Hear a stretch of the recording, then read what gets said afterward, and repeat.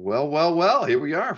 Fancy you guys being here with me on a Thursday evening. It's going to be a long night. I think we got about 3 hours worth of content, but we're going to kick things off tonight with a bang. I think it's and a surprise. We didn't have confirmation before this, but we've got a very noteworthy comic creator in the green room right now, along with someone who commissioned said comic creator. And many of you have probably been, you've seen the imagery for the last few years on Facebook and other social sites. And tonight we're going to get to learn all about this amazing commission. And let me bring in both gentlemen before I show you off what the final piece ended up looking like. We've got Sean Clancy and Mr. Walt Simonson. Hey, Wow, folks. it's an honor to have you here again. Walt, you were on our show like 3 years ago, so it's great to have you back. Thank you very much. It's nice to be here. Same here. Can't wait. Right. Well, so let me show the finished work first. I kind of felt we could do that, and then we can tell the story, because I'd like to think everybody who's in the chat has seen this artwork before, and one way or another. But here is the finished, gigantic artwork. I don't recall the exact size and dimensions on it, but it certainly looks like it's got to be at least 40 inches by. It's a shade over 5 feet wide and a shade over 3.5 feet high. 5 feet wide. Yep. Oh my goodness. Well, now that's the thing is, well, we've gotten to watch. I follow you on Facebook, of course. I've seen you working on this for the last couple of years. I had no idea who it was being created for, but for me, it was a joy to watch, because I've never seen you work on something at this kind of scale before. And then it was the mystery of whom it was going to go to. And then, as it turns out, it's for Sean Clancy, probably the guy who has the most commissions ever on Comic Art Fans. So, he's got a lot of experience with that. But I want to know the backstory. That's what we're here to learn tonight. Sure. You want to start off, Sean, explaining what happened? Or I can, if you wish. Sure. I'll do the intro. It'll take about a couple of minutes, and then you can run with it. But I was approached by Spencer Beck, I think May of 2020, and Spencer Beck and mentioned that he was opening up 20 spots for Walt at that time, and if I was interested in taking one of those spots. And at that time, only 2 other people he had contacted already had taken spots. And I said, I will just add in here, this is Spencer. I told Spencer I would do 10, 12 commissions. Okay. Well, he had to make sure that if anybody backed out, Walt, he had to. And then there's no story after that. Okay. So that was what I recall, but maybe I misremembered. But anyways, I said if there are any open spots left, I would also be interested in those. And so he filled them up pretty quick, like within a couple of days. So then he asked me what I wanted, and of course I said something to do with Thor. And I said if he's willing to do more, I was about to sell a comic book that had some money from Heritage, that was quite a bit, and I was thinking maybe I could talk Walt into doing something more than just one commission. And so Spencer went back and forth and said, "Sure, what did you have in mind?" And I said, "How about like 4 commissions, 4 11 by 17 commissions?" And so he approached Walt at that time, and Walt said he would think about it. And then about a week came by, and he said, "Okay, I'll do that." And then I pushed my luck again and asked for, "How about 4 more?" So that's when Walt was like, "I don't think so, but I'll think about it. I have these other ones to do first, and I'll think about it as time goes on." And it took about a couple more months. And then Walt said, "Well, what through Spencer at the time, what do you have in mind?" And I said, "Well, I would like the theme of 8 different characters, maybe with a common background, so they have something, if I frame them together on a wall, then maybe they can, all mend together." And Walt liked the idea at the time. And but I sent Spencer some other commissions I had done in large format to try to entice Walt into trying to, do something similar. And so that's how that all. And then Spencer said, "I think I'm over my head. Why don't you and Walt talk to each other?" And so Walt and I started communicating from that point on, and Spencer just sat on the sidelines. And I can't. I remember the characters. In fact, I pulled up the email, the original email. So it was April 20th, 2021, when I finally selected the characters I was looking at. And so the ones I asked for were Surtar, Thor, the Executioner, Loki, Baldar, Beta Ray Bill, Enchantress, Sif. And if you wanted to be more aggressive, you could do the Warriors 3 and Odin. And Shoot, so I guess I got them all in then. I didn't go back and look at the list. I just drew the drawing. now, yeah, I don't want to read out loud what his reply to that was. I'm joking. So he thought about it and then sent a sketch over to me, and then I'll let him finish the story from there on. Well, basically, what I remember is it was all the Asgardian, or is the Asgardians, this list of Asgardians, fighting Surtur, the fire demon from, it was Jack Kirby and Stan Lee's creation. I used him in my run on Thor back in the mid-'80s. So, and he wanted them in scale, which is to say the Asgardians were in scale with Surtur.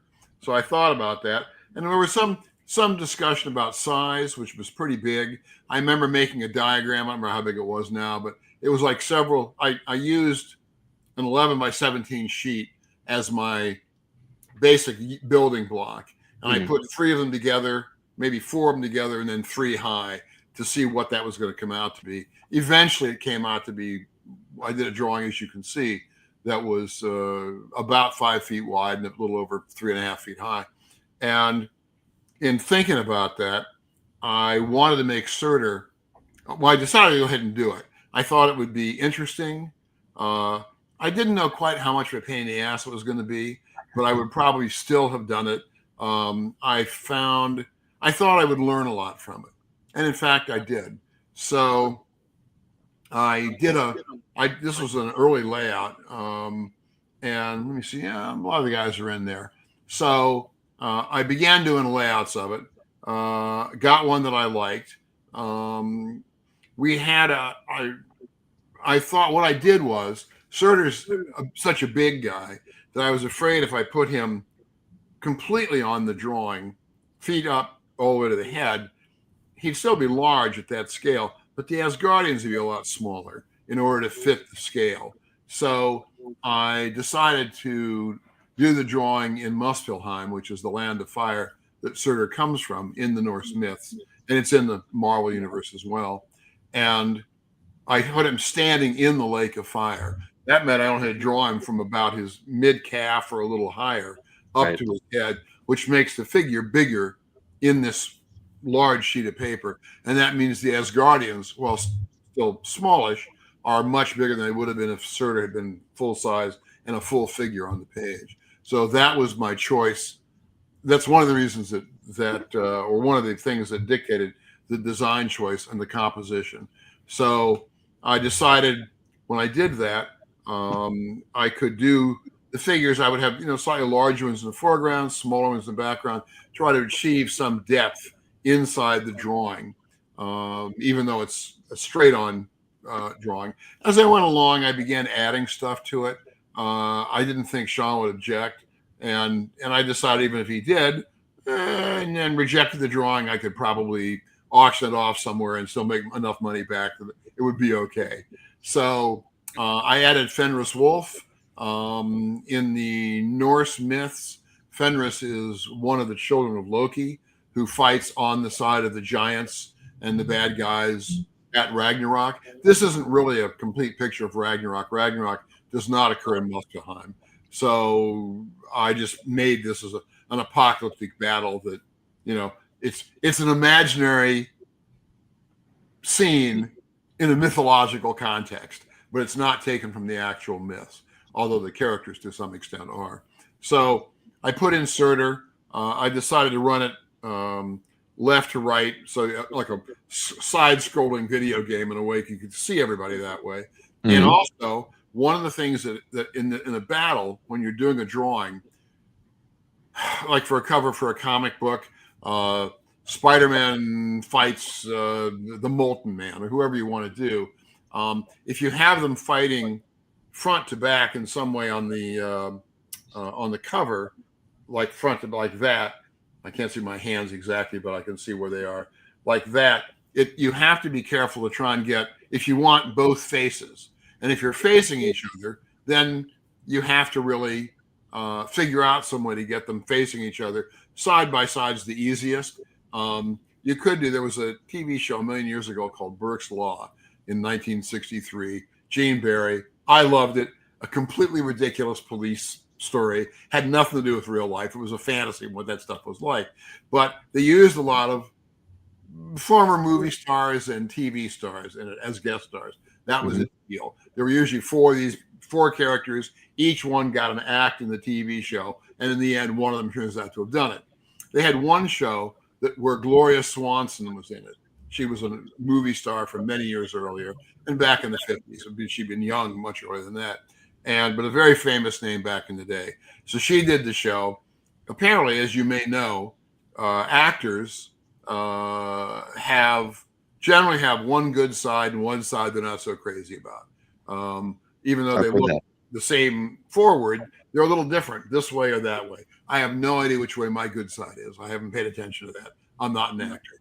But Gene Barry and Gloria Swanson had the same good side. I'm going to say it was their left side. Might have been their right side. I don't know. And neither one of them wanted to be photographed on the other side, on their bad side. So eventually, when they have their chat, as Gene Barry, the police guy, Amos Burke, always has a chat with these suspects, they did it by standing in front of a mirror in the hallway. So they could stand in front of the mirror and the camera's over to one side and it could see the same side on both of them as they talked to each other. I mean, they showed the mirror. It wasn't like so there were 4 images, 2 images of each in the shot, but that way they both got to have their good side showing to the camera. In this case, I chose to do a side-to-side drawing so I could show everybody. I moved guys around some. I had some up shots, some down shots, or at least lower shots of the faces, depending who they were. I had some characters, especially off to the extreme right. There are two or three small characters coming up over the edge of the rocks there. That Hildegard, who was a Valkyrie, Tyr is back over there, and I think there's somebody else. I don't remember, and I can't see at this scale. But they were coming up over a hill, so they're facing the camera, as it were. Everybody else is sort of at a 3/4 or a profile shot. And then Surtur has his head turned a bit, so we get a good shot of what he looks like. And the drawing the big figure was challenging because I've only drawn one figure bigger than that in the past. When I was in college, which was a million years ago, I did 2 4x8 paintings. One in my junior year, one my senior year, to hang on our dorm wall. I was in a social dorm, we had large walls, to hang on the walls to decorate the place. And one year, my junior year, I drew a Spider-Man. I was really into Marvel Comics. Ditko was on the book. He was just getting off of it. And I took one of the Ditko figures and blew it up and painted it, of all things, in enamel. Don't ask me. It gave me a flat color. And that's the biggest figure I've ever drawn. So, and those are the 2 biggest pieces of art I've ever done. This is the 3rd biggest piece of art. And the other drawing I did just for completion was the landscape of Mordor and the Lord of the Rings. So you could see Mount Doom in the foreground and the Barad-dûr somewhere in the background. So this is my biggest drawing since those 2 drawings. I suspect it will remain my biggest drawing.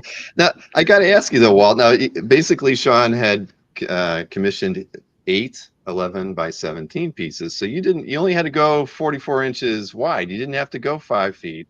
But what really determined the overall size of the finished piece for you, knowing what Sean was willing to buy initially?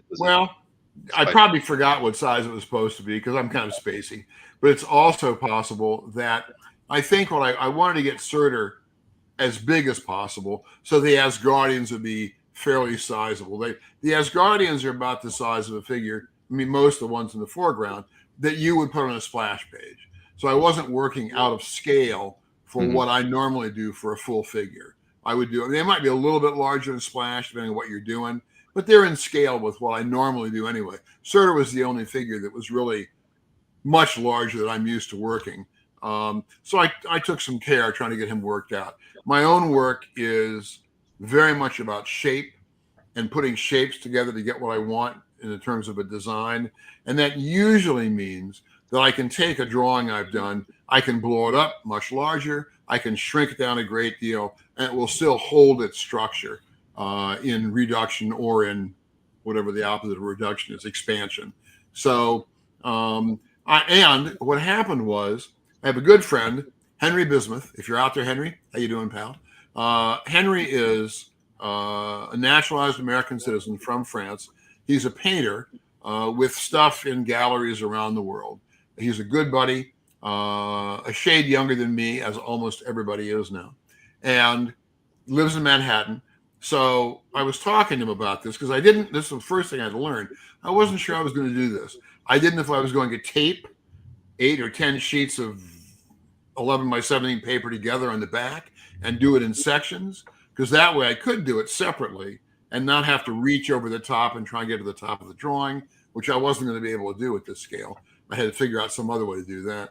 Or if I could do it in a single sheet of paper, but that's a large sheet of paper. In talking to Henry, I learned he does a lot of work on canvas, but he does a lot of painting on paper. It turns out Strathmore makes a roll of paper. I thought it was Strathmore 400. I could be wrong. It's not 500. I know that. It might be something like 300. Don't remember. I thought 400. In any case, they make it. It's about 4 feet wide, and it's just, I know, relatively endless. So I went in one day to see Henry. We had lunch at a deli where he lives up on the west side of Manhattan. And we went back to his apartment. He unrolled this giant roll of paper, and I sliced off about 4 feet of it, or whatever I took. 5 feet, actually. I'm almost 6 feet of paper that way. So, and then he insisted I take a second sheet in case I screwed up the first drawing. So I have one more sheet of roll downstairs of long paper that I can use if need be, if I ever do something, if I'm ever nuts enough to do something like this again. But that kind of determined the size. At that point, I had to figure out how to actually work on this giant sheet of paper. And eventually I decided, I went to Home Depot or Lowe's, can't remember, but I went to one of the big stores and I looked around, and ultimately I found some wall insulation. It's 2-inch thick polystyrene. It's very light, and it comes in 4 by 8 sheets. So I bought one of those sheets. I had the guys at Home Depot cut it off for me, so it was 6 feet long. I took it home. It turned out it was too big to fit in the car. I have an Outback, a Subaru Outback. It was too big to fit in that. I didn't really dare lash it to the top of the car in the carrier racks. I figured it would just blow and bend and break, and that would be the end of it. So it was the end of the day. I couldn't get squared away before they closed. Mm-hmm. So they very kindly I paid for it. They kept it for me. And the next day, Weeze and I drove back, and I rented a box truck so that I could put it in the box. They didn't have any Econoline vans left. They just had this box truck. So I got the box truck. It was like, I should tell Sean, it was like $1,000 an hour and bill him for it. But it was like $20 if you got the truck back in an hour. So we put it in the back. There's plenty of room in a box truck for it. It was not a giant box truck, but bigger than anything I've driven. And we drove back to our house. The house we were in at the time, we've moved since then, had a very steep driveway and a very sharp turn in it that went around and back up the hill. And it was raining lightly, but very lightly, just enough to kind of make you aware it was raining, but not enough to really get you seriously wet. And we got to the bottom of the hill, and the truck wouldn't make the hill. Now, the driveway was 1/10 of a mile long. So I spun the rear wheels and said, okay, that's not going to happen. So we hopped out, just parked the truck at the bottom, pulled this big sheet out of polystyrene of insulation, and we walked it up the hill. So I think I took the top end, the Weezy at the bottom end. We walked up the hill and got into the garage and just put it against the wall of the garage, ran back down to the truck. Well, we walked back down to the truck. We were tired. So we got back to the truck. We drove back to Home Depot, and I got the truck back with 2 minutes to spare. So it was $20 essentially for running the truck. So we got that done. And then I unrolled the paper. I had a good friend of mine visiting. Dave was visiting from Canada. He came in, was visiting us. So we put a couple of tables together in the kitchen, laid this giant piece of insulation down on top, took one of the pieces of paper, we unrolled it along the on top of the insulation. I took blue drafting tape, which I had. I took a big roll of blue drafting, and as you can see it in this picture here, we taped the page all the way around the outside of the paper. So I had a little room, top, bottom, and sides. And you can see it there, how that worked out. It worked out well. The paper was a little wobbly in place. It wasn't completely flat. I did not do watercolor technique where you take water and you wet down your watercolor paper. When it dries, it all shrinks. I wasn't sure what was going to happen to this if I tried that. So I just worked on it with a little bit of wobble in it, but there wasn't much. And then, as you can see here, when I was working on it, I decided to work on it vertically because there was no way I was going to be able to lean over the whole drawing and get to the top.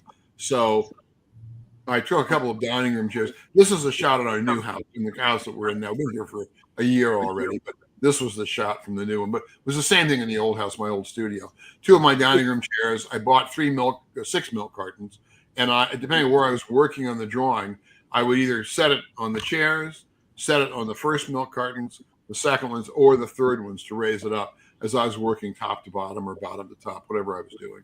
So that's how that went.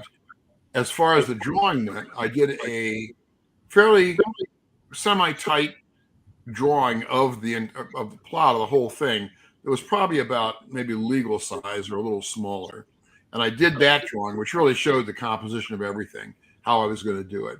I was inspired some by the Roger Dean's, the artist Roger Dean's work. So there are a couple of columns of stone going up through this, as long as there's also rocks in the bottom. I had to get the Asgardians to stand on rocks because they're not going to stand in the fire. But I put columns of rock up just to imply some kind of rocky stuff, maybe a rocky ceiling in Muspelheim, whatever it was, and to give it some kind of graphic location, a sense of location. Then, having done the pencil drawing, I went out and I bought a small projector, an Artograph projector, which I had a big Artograph, but not one I could do this in. And basically, it would be about a foot by a little over a foot, maybe, with a lens. And it has a little, you lift up the back end, and it's got a copy board in there. Now, the copy board's only about 8 by 8. So I took the drawing I had done, the layout of the whole thing, and I shrunk it down on a Xerox machine. And then I put that in the copy board and I projected the image onto the blank paper. I had some more. Well, I used my milk crates, and I put 5 of them on top of each other, and then I put the projector on top of that, so it was level, and I put the drawing board, the paper rather, and the backboard on chairs, and I flattened them out as much as I could, so I wouldn't have it leaning forward, and thereby you'd get distortion more distortion in the projection. So I projected it onto the paper, got it where I wanted it, tightened up the image so it was in focus, tightened the focus, and then traced it off. The trick you can see here, I don't have this trace. Pardon me, I just leaned to the screen, folks. Let me just take a quick look. I had traced it off by this time, but it was similar in that I had a light behind me, and so I couldn't trace right where my head was because you couldn't see. The shadow was over the drawing, so you're kind of tracing off to one side over here, trying to get it to come out to where you want it. But I only traced it very loosely. I got that done. I got the entire image traced off with what I liked. So I broke down a projector, put that away, and then I had to experiment a little bit. You can get stuff like, carbon paper in the old days and graphite paper, which is a very thin sheet of paper that has graphite on the back of it. And you can lay that down on a piece of paper, lay an image over top of it, and trace off your image over the on the graphite. When you lift up the graphite paper, your image has been transferred to the paper below. The problem was, I discovered after I'd done it a couple of times, is that somebody told me this on Facebook. I don't know if this is the actual explanation or not, but the graphite paper has a wax in the graphite in order to get it to stick to the paper, so the image sticks to the paper. And the problem with it then, you can't erase it. So if you go back and look at the drawing, you're going to see some darker black lines here and there that were not inked. That I inked most of them, but they simply didn't. I couldn't erase them out. So I didn't like that. I did not think that was a great plan. So I went back to an even older technique where I began drawing my figures on. Well, what I normally do, except for certain, I drew them on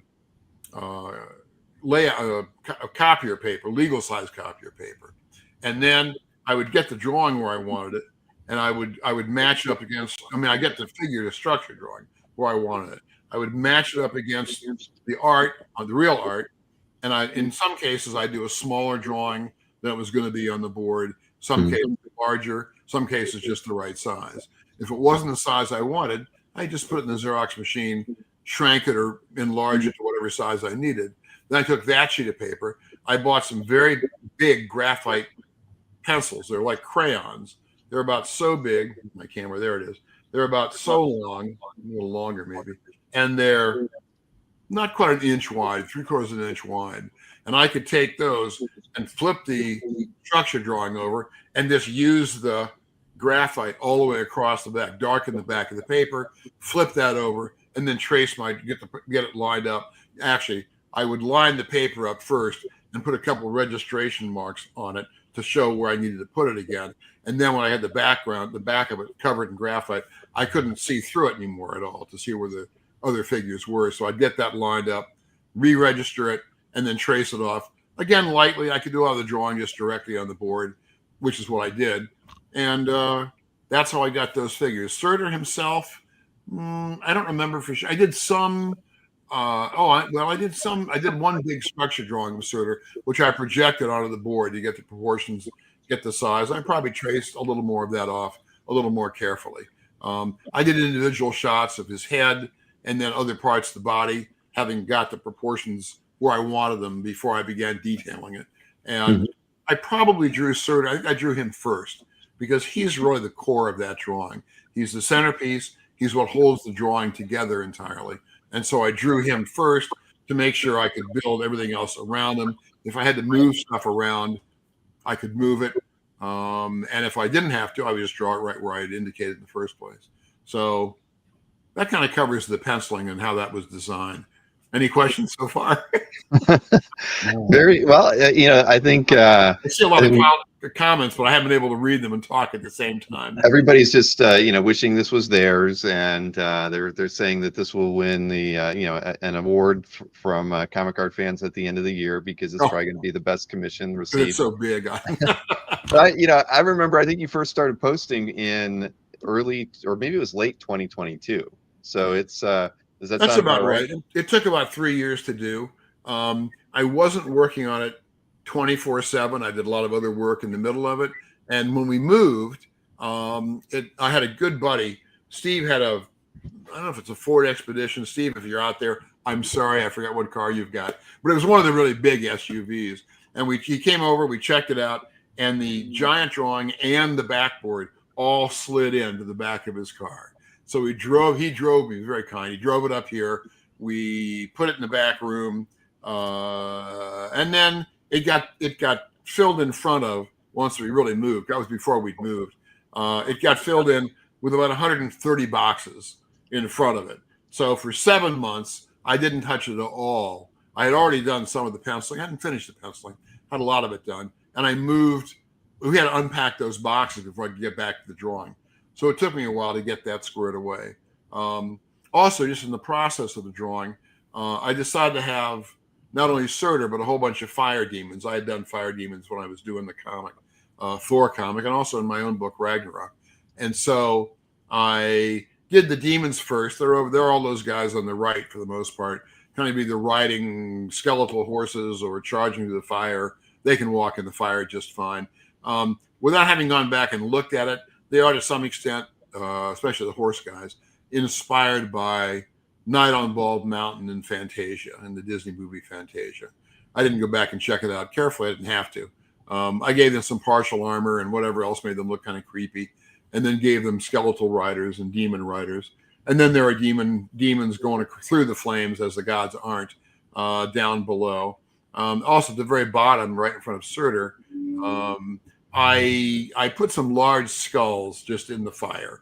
I have no idea. Yeah, there they are. There's two of them. There's three of them, I think, altogether, or four of them, I guess. And not quite sure why. I gave a couple of them horns, so maybe they were Surtur's progenitors. I mean, he doesn't really have any in the Norse myth, so I leave that to the reader as an exercise as to what the hell those things are. But I thought they would make it look a lot creepier. We did have that skull that was sitting there when you had it raised up where you're working on the bottom half. So yeah, I have a couple of, they're like plastic skulls. One of them was quite nice, and it was actually a skull I bought years ago that was supposed to go in an aquarium. It's got a flat bottom on it behind. You don't see it in the skull, but it's an aquarium skull. But it's almost full size. And the book I do called Ragnarok, which is my own version of the Norse myths, I do too irregularly. I'm getting back on it very shortly. I've done my own version of Thor. It's a post-Ragnarok Thor. Ragnarok's already happened. Thor was not killed, but he's in pretty tough shape. So his face is a skull face. He has no lower jaw, and his red hair is all turned white. He doesn't have a beard. So that's pretty tough. I needed a skull for reference when I was doing that, so I could turn it around and get all the angles I needed. And so I had a couple of skulls handy when I was doing these guys here in this drawing. So the other thing I will say about Surtur's design, I did this in the comic as well.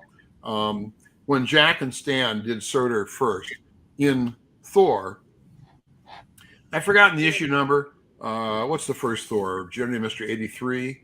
So somewhere around 87, I think, but I could be plus or minus a couple, is the first Tales of Asgard. Initially, Thor came out with a 16-page story, whatever it was, and there were one or two little short stories in the back because it was still harkening back to the old monster books that Marvel had done when Journey of the Mystery was a monster comic. They put Thor in the front, had a couple of monster little stories in the back, and then a few issues in, they did a 5-page backup called Tales of Asgard. And the first one or two or three are kind of comic book retellings of the actual myths. And then after that, they began spinning them into stories, initially one-part stories, and then several-part stories, and finally a couple of much longer stories before they dropped the feature and just made Thor the entire comic around 126 or so. Anyway, the first Tales of Asgard and Journey of the Mystery, which was a fairly straightforward retelling of the origins of the 9 worlds and stuff of that sort. There's a drawing. It's a 4-panel page, and the lower right panel has Surtur sitting in the lake of, I think it's Lake of Fire. And he has his legs crossed. He's not buried in the flames, but he's sitting with his legs crossed. Maybe there's just like Jack Kirby flames around. And he has his sword with his hand sort of on the pommel of the sword like that, with his legs crossed. And he looks great. Jack never drew him like that again. It was never as good again. I love Jack Kirby, but I thought that first design of Surtur, and Jack, he just reinvented stuff all the time. A guy be carrying one kind of pistol in one panel and a different kind of pistol in the next panel. It was just easier for Jack to invent stuff than it was to go back and have to look at old stuff to see what the hell he was doing. But that opening Surtur has these black horns on it. After that, the horns became much more just standard curled horns coming out of his head.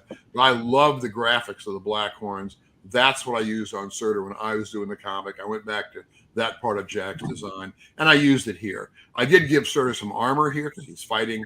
He doesn't have any armor, or didn't have any armor, I don't know about now, but he didn't have any armor in the old days. And the stuff that Jack did, the couple of appearances Surtur made, I never gave him armor. I just thought of it when I was doing this drawing. I thought, sure, why not? Give me something to draw. So, so that's how that worked out. That's how Surtur came out the way he did, based on old Jack Kirby stuff and then some stuff I decided to throw in just for fun. Any Well, more questions? I'm sure that's all I forgot to say. But okay. I have a question for Sean. I mean, throughout the 2+ years that this was going on, I mean, you got to see Walt post socially, about the piece while he was working on it, and I'm sure you guys communicated a bit back and forth, maybe on some of the characters that were there. And Walt, I remember even anecdotally, you had mentioned that early on you had even made a note on the artwork, which character was going where, just to make sure that Oh, you I kind of did. had everything going in there. But for Sean, I mean, was there ever any moment of like, in the process where you're like, where you were just wondering if you forgot a character, or if you felt like, what did I, did you ever doubt yourself going, at this? I mean, because I imagine no, but when a commission of this scale happens, it's unprecedented, really. I mean, I can't think of anybody who's commissioned, another comic book creator for a piece this large. I've seen it in illustration art with painters before, but never something that's the finished work is pen and ink. And even for you, Walt, I mean, the idea of tackling something like this it had to have been daunting. But Sean, what were your thoughts throughout the 2 years that you watched this thing progress? Oh, of course, I was excited, just like everybody else was. It was hard not to comment on it because I didn't want people to know that it was for me, because then people would be bugging me for 3 years on it. So I saved it till the end when on the reveal.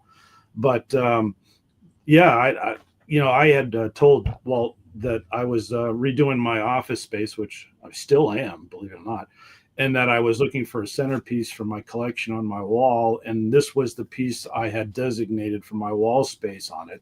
Once he told me the dimensions of it, I redid my room around that piece, and so it's waiting to be framed and put up there. I finished the flooring finally. So yeah, it's been a long process on the remodel too. So I had other things going on at the house. I do remember when we were doing Surta that we had a problem with the height. And so Walt's original idea was to put him in lava so we could bury his feet down and shrink him down a little so he would fit into this and be dimensionally correct with all the other heroes. So I remember talking to him about that. The Executioner was another person I had asked him to do the old 2-gun standoff. I requested that.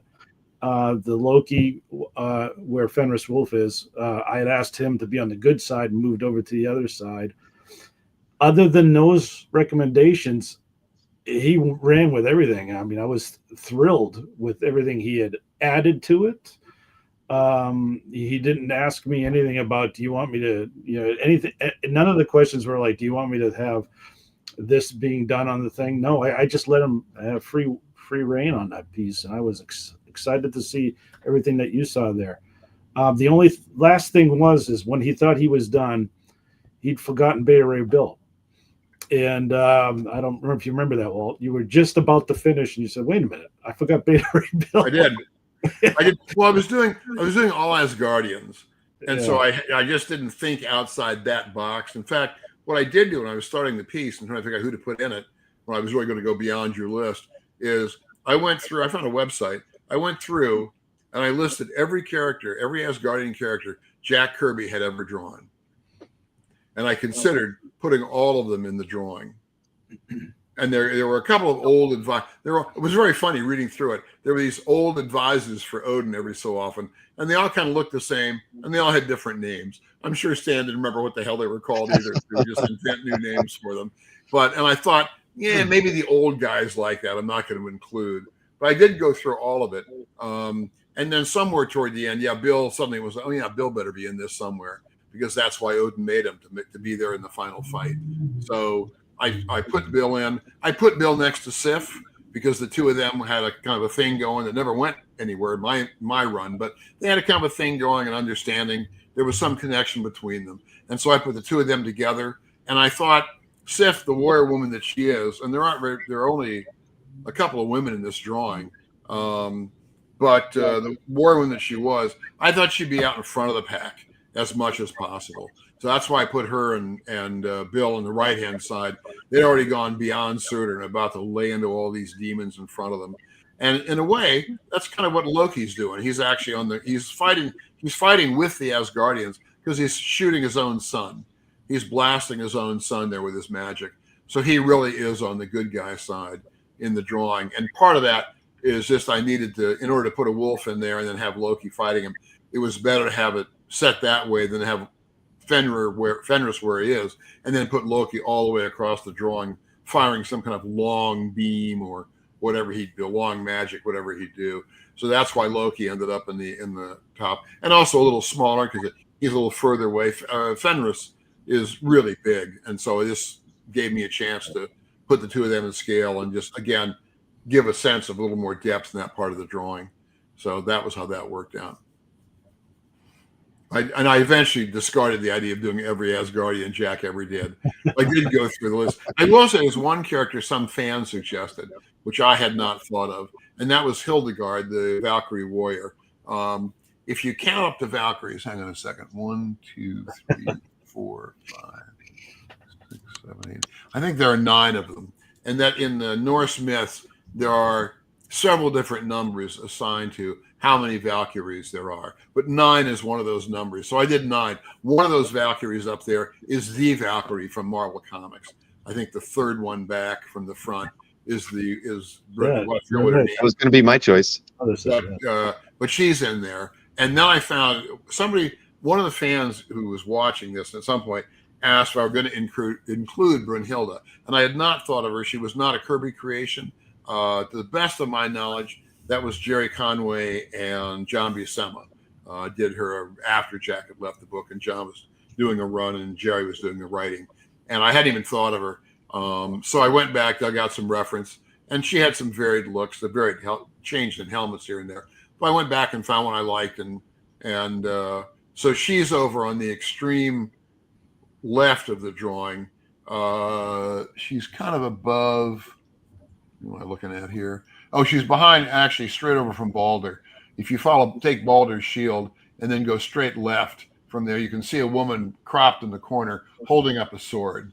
That's almost it's the one right that's actually cropped slightly. Right there, you had it. And so she got in really because someone suggested her. I thought, yeah, well, what the hell not? And there are the Valkyries, of course, are women. It became a community project. That's what it did a little bit, yes. Well, people they were always happy to jump in and make suggestions. Oh, of course.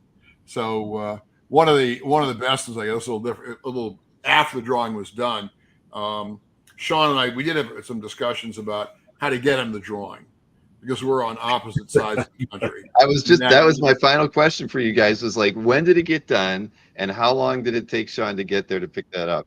Well, I finished it around October. I had almost done the pencils, maybe in September. But in October, I decided I was sick of looking at the drawing. I just wanted it done and out of my house. So I began really working hard to get it done. And the inks are all done with felt tips of a couple different kinds, largely microns. I found is that right? Yes, I think microns are the brown ones, and Copics are the black ones, or is it vice versa? No. I could get and go look. Maybe it's Copics. Well, whatever it is, the brown ones. I found I preferred them. And so I have a bunch of different sizes. And then I discovered Tombos. And the Tombos, they make a bunch of different ones. But they came, Michael's, the craft store, carries them. And they came as a 2-pack. And one of the pens has a soft tip. One of them has a hard tip. They're both like a nylon tip that is a little flexible. And they're flexible. The microns and the Copics are more a single width line. They're like old rapidographs, technical pens. And the Tombos have more flair. So in some ways, you can get closer to doing an ink line with them. Since I was working vertically, there was no way I could use a pen. I couldn't hold a pen upside down and get it to, or down, point up and get anything on the paper without either breaking the pen or having ink spill everywhere. And I was afraid of that with a brush. I did not really try a brush on this, but I was afraid if I had a charged brush and began working carefully on it, if there's enough ink in the brush at that angle, it might suddenly go, and I have a nice drop run right down the cover. Or right down the drawing. So I said, can't do that. And I had done a comic about 3 years ago with Wheezy, a New Mutants comic for Marvel that I inked with felt tips just to see what it was like. All the hip kids were doing it. And I thought, well, all the hip kids are doing this. I'll have to give it a try. So I went over to Michael's, their stock went up by 1,000 points for 3 days because I bought every felt tip they had in the store, and then it dropped off again after that. So you can't go out and buy it now. But and they've replenished their supply. But I tried them, and I discovered that I did like. Wait a minute. Hang on a minute. I'm really annoyed.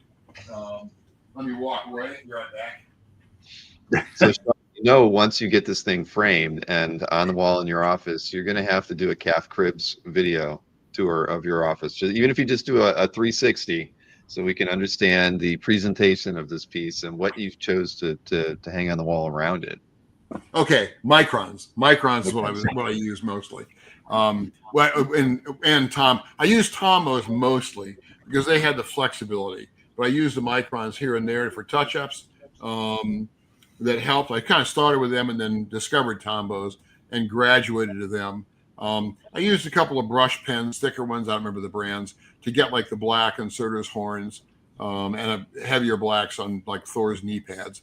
And those I could work in just by raising and lowering the drawing on the chair.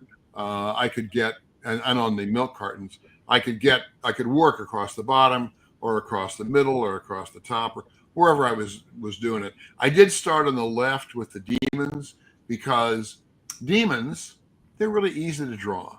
If you screw it up, nobody can tell. So if they're not symmetrical, nobody can tell. Or they still just look demonic, so it doesn't really matter. It sounds like a Kirby principle there, Walt. Well, you know, I learned a lot from the master. So I ended up drawing most of the demons first, just to get a feel of how it was going to go. And then after I was satisfied with that, I began doing some of the backgrounds. On the right side, is it the right? That'd be the left side of the drawing. And I would I drew the rock columns, added more stuff. Eventually did Fenris up in the corner. And then somewhere in there, I said, you know, I got to get Surtur done. He's kind of the linchpin, and I really have to get him right. So I tackled him before I'd done if any of the Asgardians. I'm not sure. I have to look at my photographs because I did photograph it from time to time to see what I was doing. But that's where I did Surtur next and got him lined out pretty effectively. I did use the microns, I think, to draw his sword blade with straight edges so I could get a good straight edge on the I got it pretty symmetrical too. Sometimes you're drawing, especially you get that groove down the center of a sword, like the blood groove down the center of a sword. Sometimes it's hard to get it, so each side, it's really down the middle.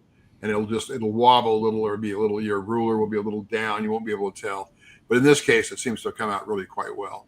So, and that gave me a balance between the top and the bottom of the drawing to get those figures in there.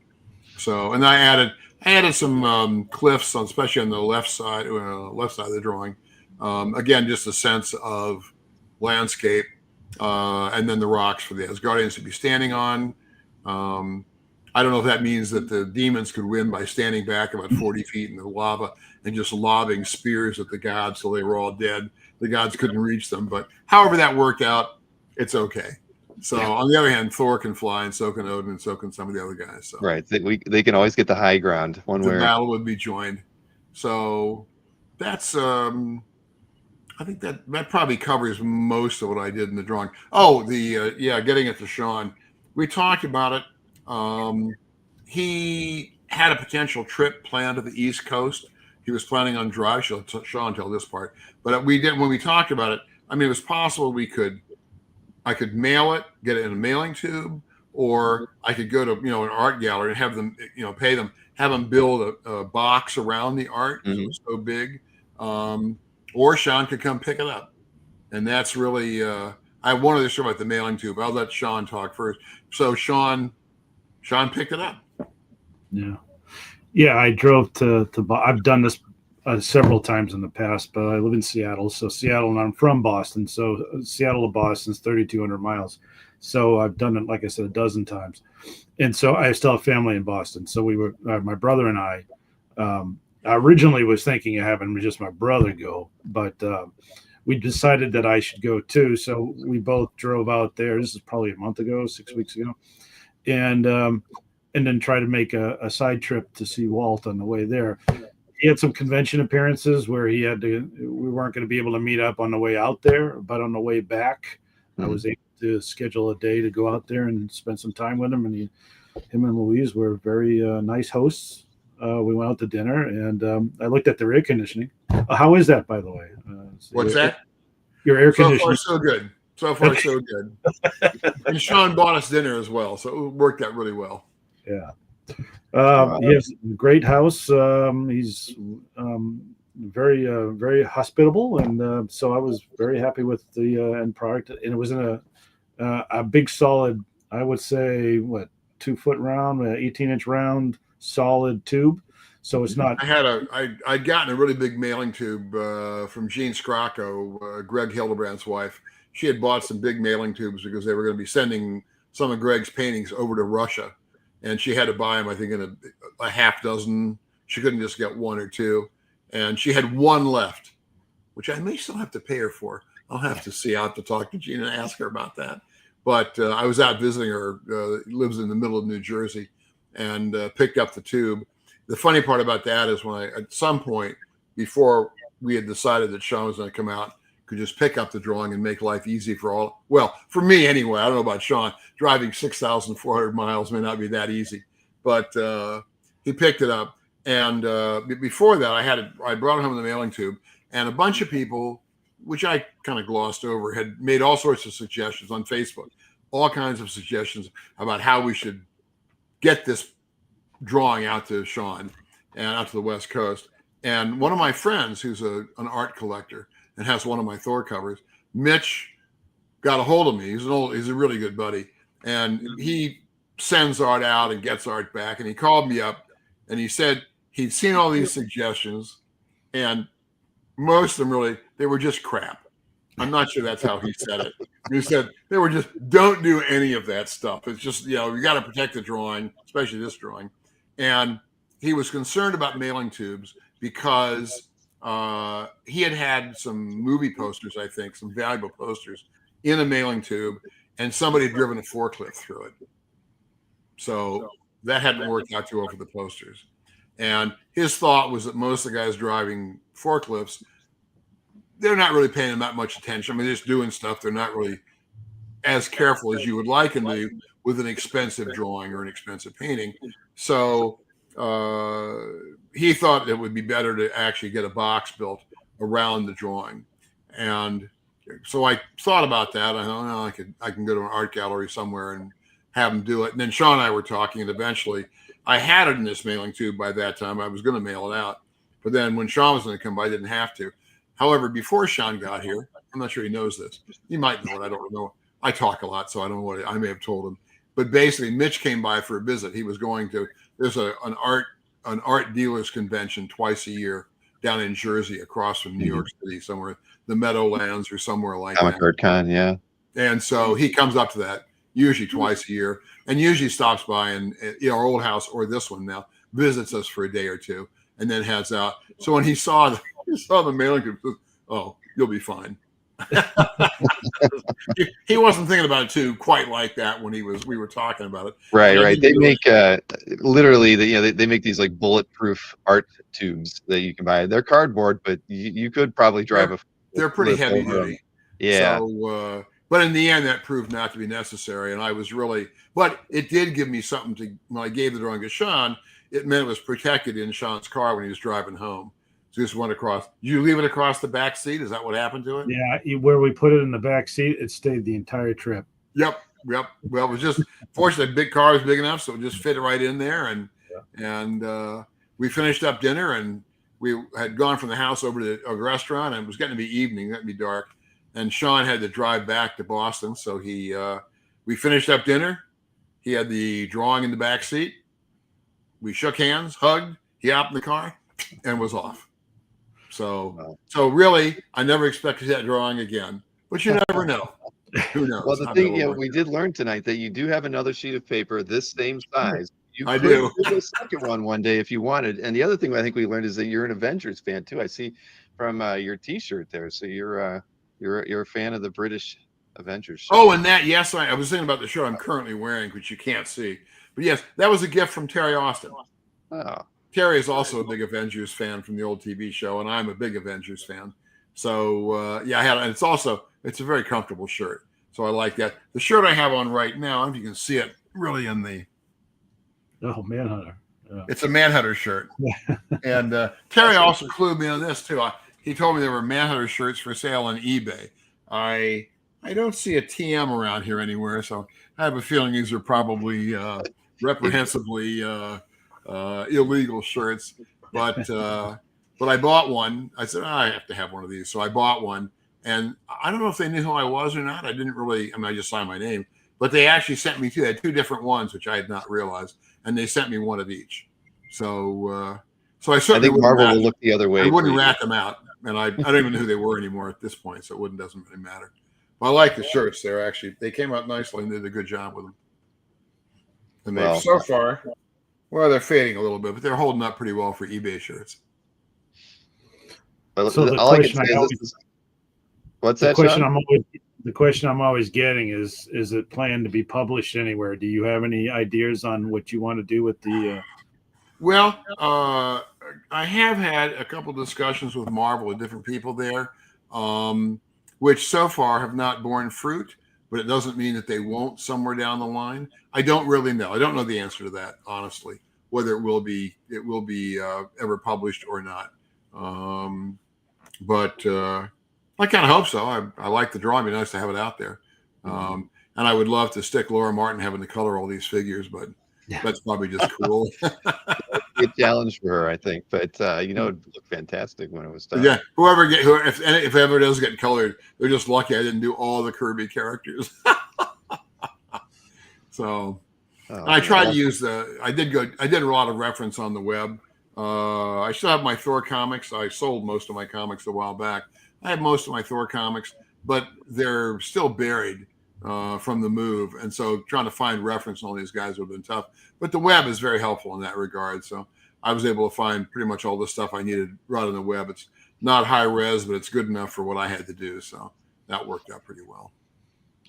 Well, I have to congratulate you both because, again, it was fun watching this thing get created for 2 years. I can't believe Sean was able to keep it a secret all that time that it was going to him. But it's, for us collectors, I mean, it's just wonderful to see something like this get created, and because these are opportunities that a lot of artists don't have the time to do. I think that if it wasn't for the pandemic, maybe this piece of art doesn't exist today. So there's it's just, for me, I can't tell you how much I appreciate the fact that you had the time to do this, Walt, and Sean, that you had the cojones enough to commission Walt to do it in the first place. I mean, it's just amazing.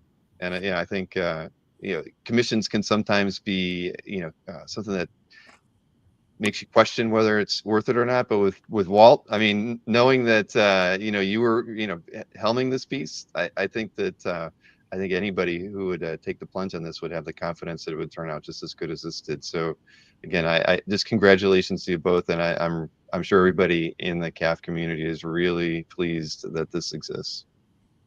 Thank you very much. Had a good time doing it.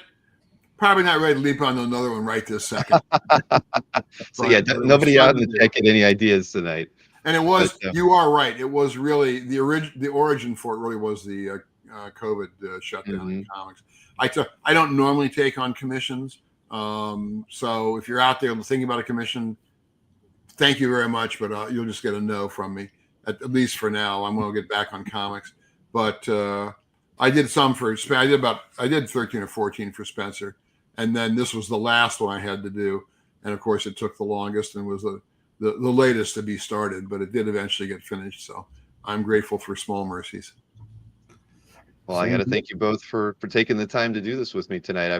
This was literally a year ago. I was wondering, if we were going to get a chance to talk about this, and here we are now that it's in Sean's hands. We were able to do that. So I appreciate you both being able to take the time this evening to look at it and see. Walt, you thought maybe you'd be done in 20 minutes. We went a whole hour. No, I knew I was not going to be done in 20 minutes. I'm sorry. I knew that was not going to happen. I didn't know how much time you had. So if you had to cut me off, I've got all night. I've got all night. But I got another guest in the green room ready to come on. So I just want to again thank you both for doing this. And Sean, if I'm ever on the West Coast, I hope I have an invite to see this thing in person. I'd really enjoy getting to see it on the wall. Thank you very much for having us. All right. See you. All right. Be well. Take care. Good night, guys. Take care. Yeah. Wow, that was Sean had said maybe we might get Walt to join us this evening, and he delivered. And Walt, thank you so much again, Mo. That was a pleasure. I'm kind of speechless. Everybody knows I'm a Thor fan. I even wore my Thor shirt tonight. But yeah, that was fantastic. So it was nuts, Chris. Absolutely. So again, thank you to Sean and Walt for taking the time today. So we do have a couple hours left in the show, and I've got a guest that I had told to come on a few minutes earlier, but I'll bring him on right now. Justin from Heritage. How you doing, Justin? Hey, pretty good. How you doing, Bill? Well, not too bad. So you're on the road right now, right? I am. I'm on the West Coast, picking up Oh. consignments and looking at all kinds of very interesting, artwork and toys and all kinds of fun stuff. So what's your main role with Heritage? So I'm the consignment director for action figures and toys at Heritage. Okay. So we look for the most interesting, most expensive, most the rarest toys out there, and bring them to the market and show them off to the world. And sometimes it involves art as well, right? So that's kind of what we're going to be talking about tonight. You have a signature auction coming up that I think ends on the 5th of June, and Correct.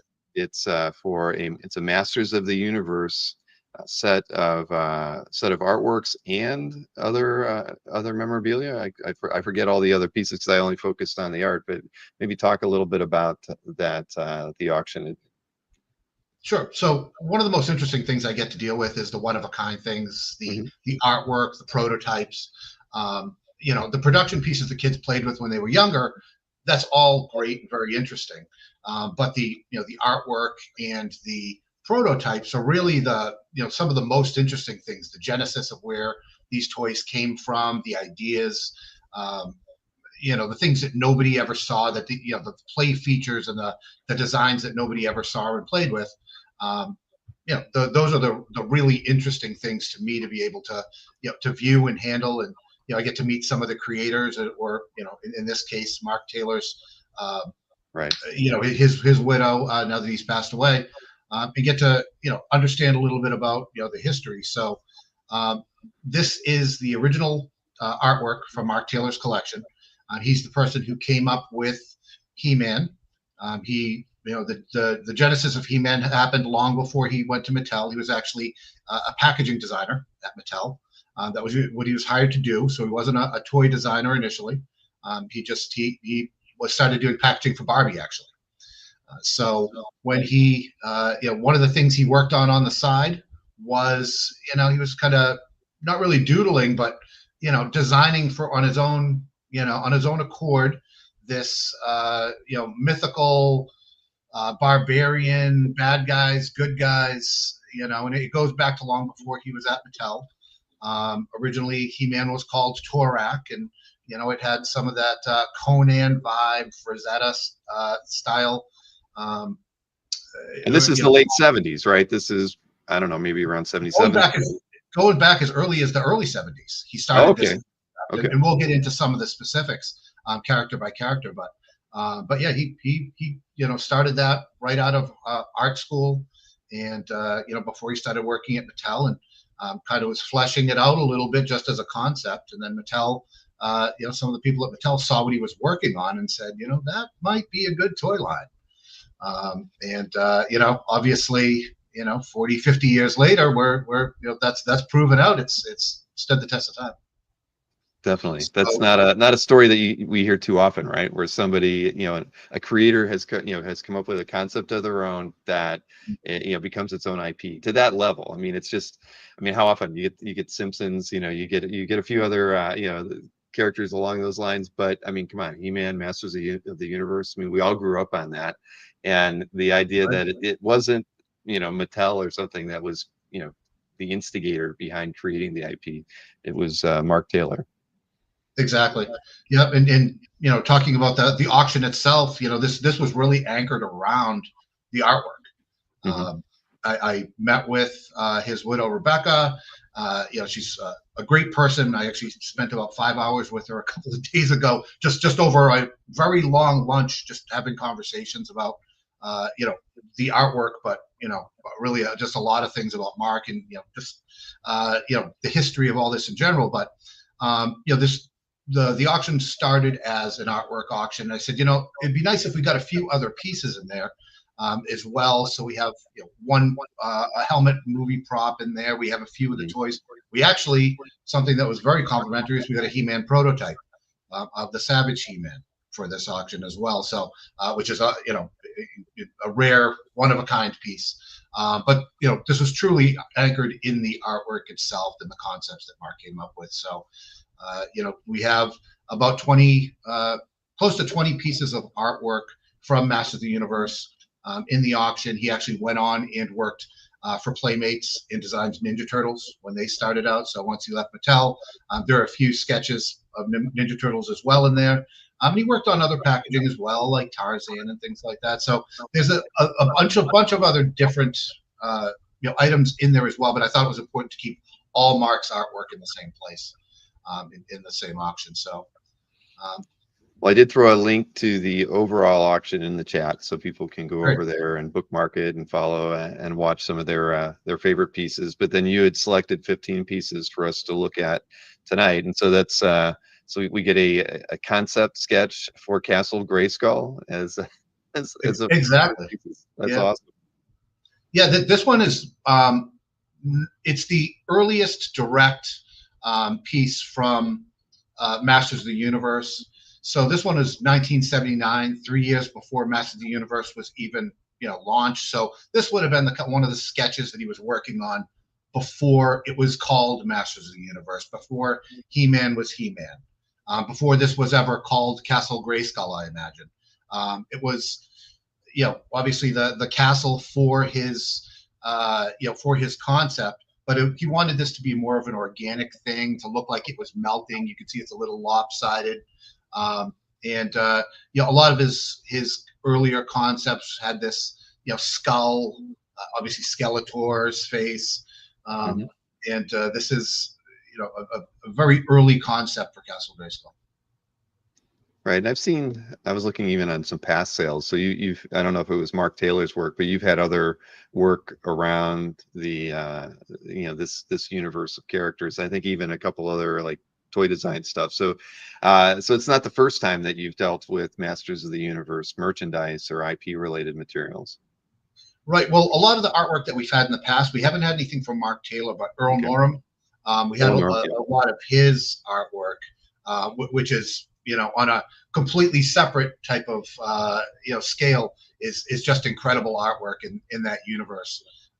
But this is the before they were toys, before you were selling anything. This is the concepts he had come up with, and this is the this was called the Battle Catapult, which actually ended up being not a catapult at all, but ended up being the Battle Ram.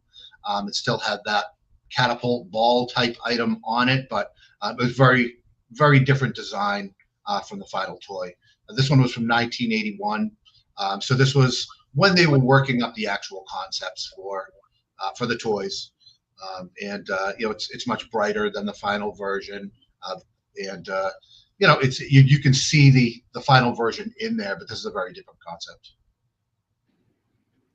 Yeah, that's pretty cool. I mean, anything toy design is always it's just always neat to see, especially from this era when I think we're seeing Star Wars toys come out and just the years before this, and then you're getting stuff like this, and I don't know, it's very nostalgic for those of us who grew up during that era. Yeah, I mean, the Star Wars obviously had the concept. Ralph McQuarrie did a lot of the concept stuff, not necessarily for the toys, but just the overall designs. He dealt with more of the original designs than the toys. Where Mark Taylor, because I'm a toy guy, I look at everything being the final. There was no original movie to support this. Everything followed this as part of marketing. So you had comic books inside of with the action figures, a little mini comics. You had a TV show like they did with G.I. Joe to help sell the toys that came a little bit later on. But this was, the design of this was, as a concept, these were being designed as toys and not as part of a movie. So, this from somebody who's a toy person, this is really special to see the early iterations of what these things became. An interesting note, Rebecca, his wife, actually did a lot of the stickers for the vehicles and the Castle Grayskull. She was a designer of those, which I don't think a lot of people know. So she was a designer in her own right. They actually met in art school, and he had her design some of the stickers for those, which is very cool. Well, it's always good to be in a creative relationship, I think. Exactly. Yeah. We were just talking with Walt and his his wife, obviously a great team together on some books, and but yeah, I get it. So there's a lot of character pieces too. I just looked at a toy piece, and then I know this is one of several character specific pieces. Right. So this one is a concept that never, that didn't really happen. It's, an alternate version of He-Man, as you can kind of see. You see a little bit of the shield in there as more of a Castle Grayskull shield. You can see the axe, and the axe was going to be the original weapon of He-Man. But this one's called the Eternal Warrior.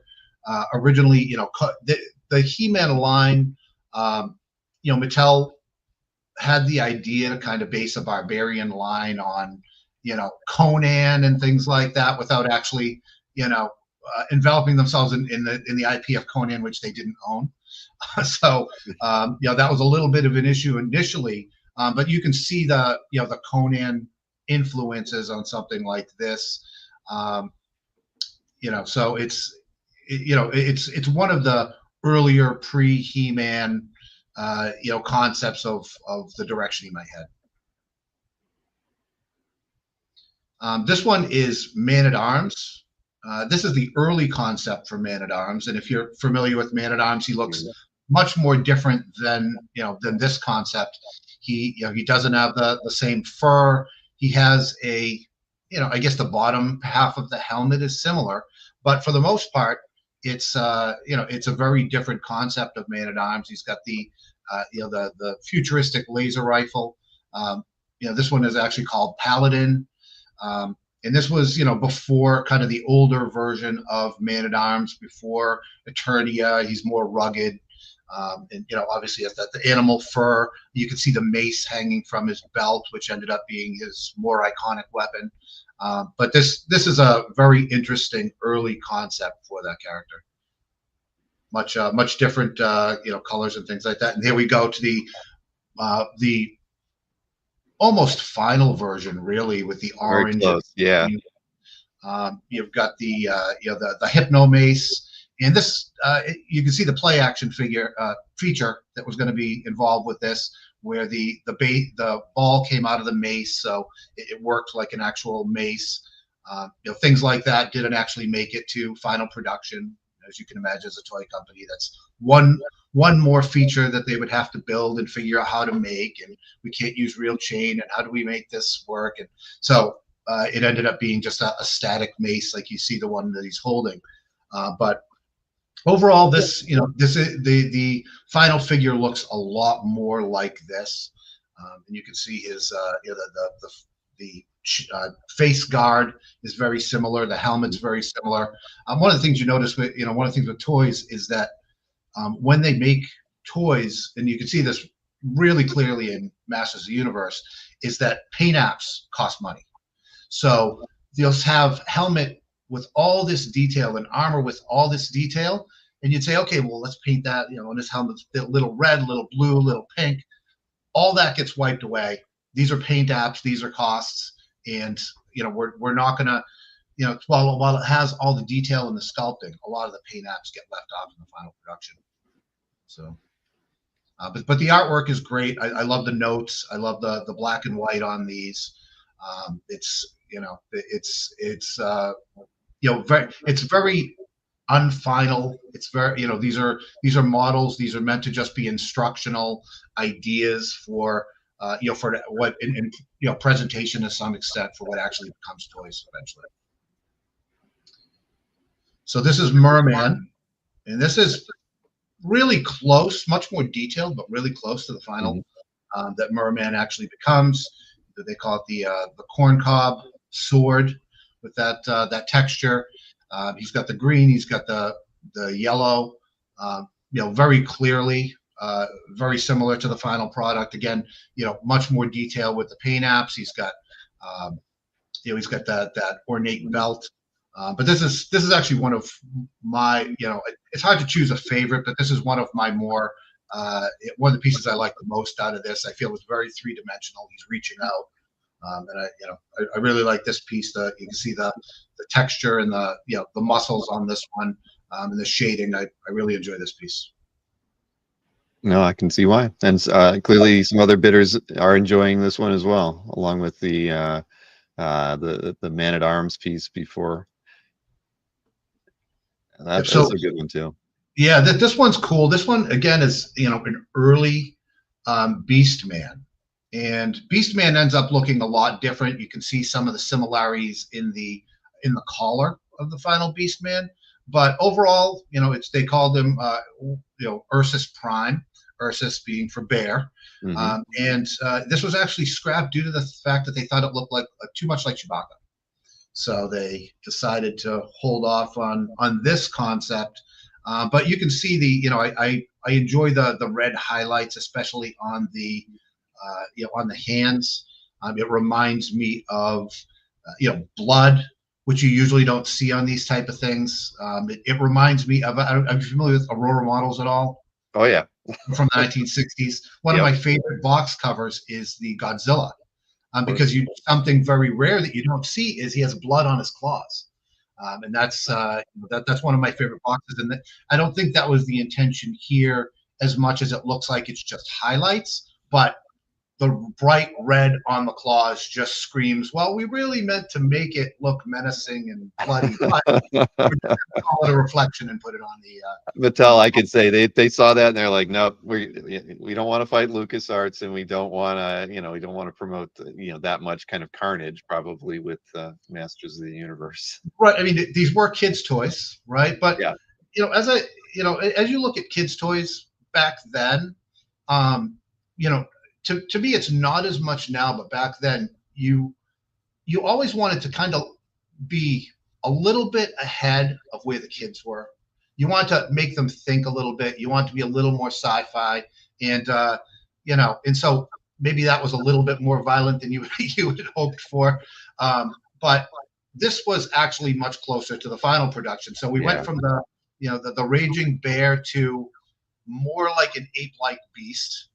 It was actually built over the idea of using the Big Jim gorilla. So the buck for this, and you can see the big gorilla in it. If you look at the side view up top, you can see it's clearly that King Kong profile on here. But he's also, he's less bear-like, but no less menacing than the other. You can kind of see that the blue under the eyes, the baboon type face on him. But you can see that collar with the spikes.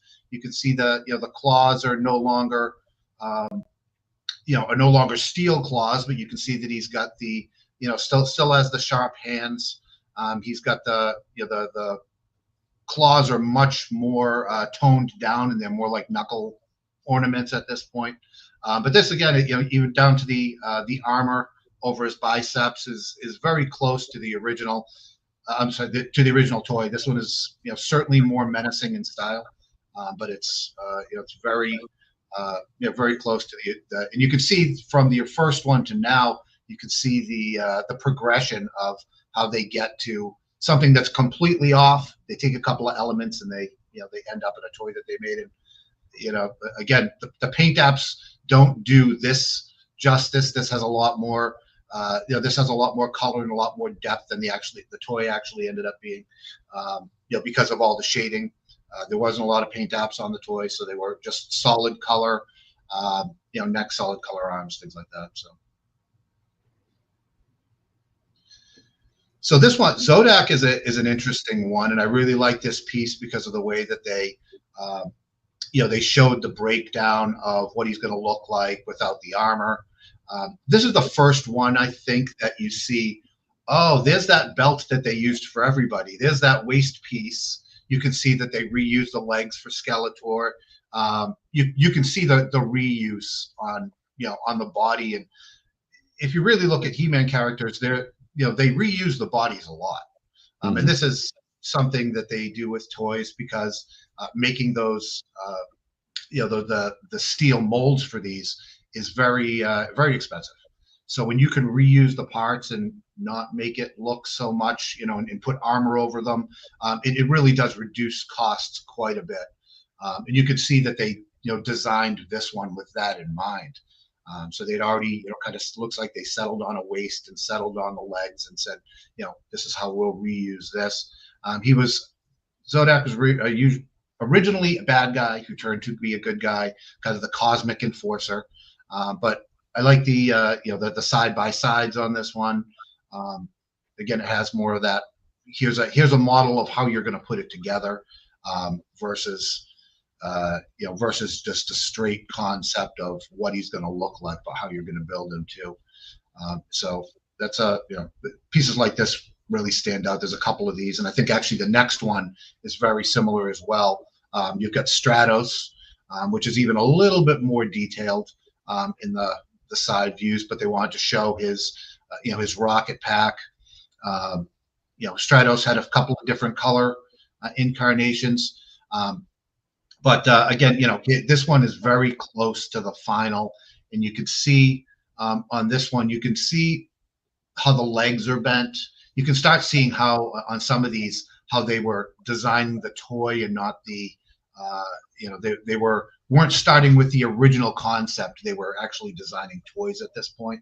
And, all of them had that little leg bend and the legs angled out a little bit, and this is how they stood with this size feet for a base and things like that, and the arms are going to be edged out a little bit. So it got this is where I can as a toy person, I can see that the toy was well represented and how it was actually going to aesthetically look based on how they all were shaped. So I like the way he rendered these pieces too. I mean, they're not roughs. I mean, these are definitely design pieces to give to a model maker or like you said, or to Mattel to get them to sign off on the character designs. I mean, clearly, you mentioned that that Mark had worked with Barbie figures and that sort of thing before, but clearly he had a fair amount of experience in this area to be coming up with his own characters, and then to be able to roll with it once Mattel was on board with creating this IP or based on his work. So a very talented guy, clearly. I'm kind of, and I didn't think to look on CAF beforehand, but I'm curious to see if there's any pieces by him from anything that he's done in the past that would have been already in a collector's hands, or if this is really the first opportunity people are getting to buy anything that he's worked on. Well, publicly, yes. He had decided years ago to put out some of this artwork because he wanted to share it with people, but didn't want to necessarily, but wanted to hold on to the pieces. He put out 2 different packets of this artwork that he produced in 11 by 17 form, and you were able to. That's why all of this artwork has actually been online for quite some time. This is all. If you're in the Master of the Universe community, you've seen this artwork. Almost all of this artwork. He's been interviewed about it. He talked about it. So all of this is very well known to people who follow Master of the Universe history. This, for the first time, will be available to people to actually bid on and purchase. So he had given away some of the pieces. He had sold a couple of pieces personally, but this is the first time where, that, to my knowledge, that anything's been sold publicly from his collection. And there are photos of him that I have in the brochure that we made of him with these pieces.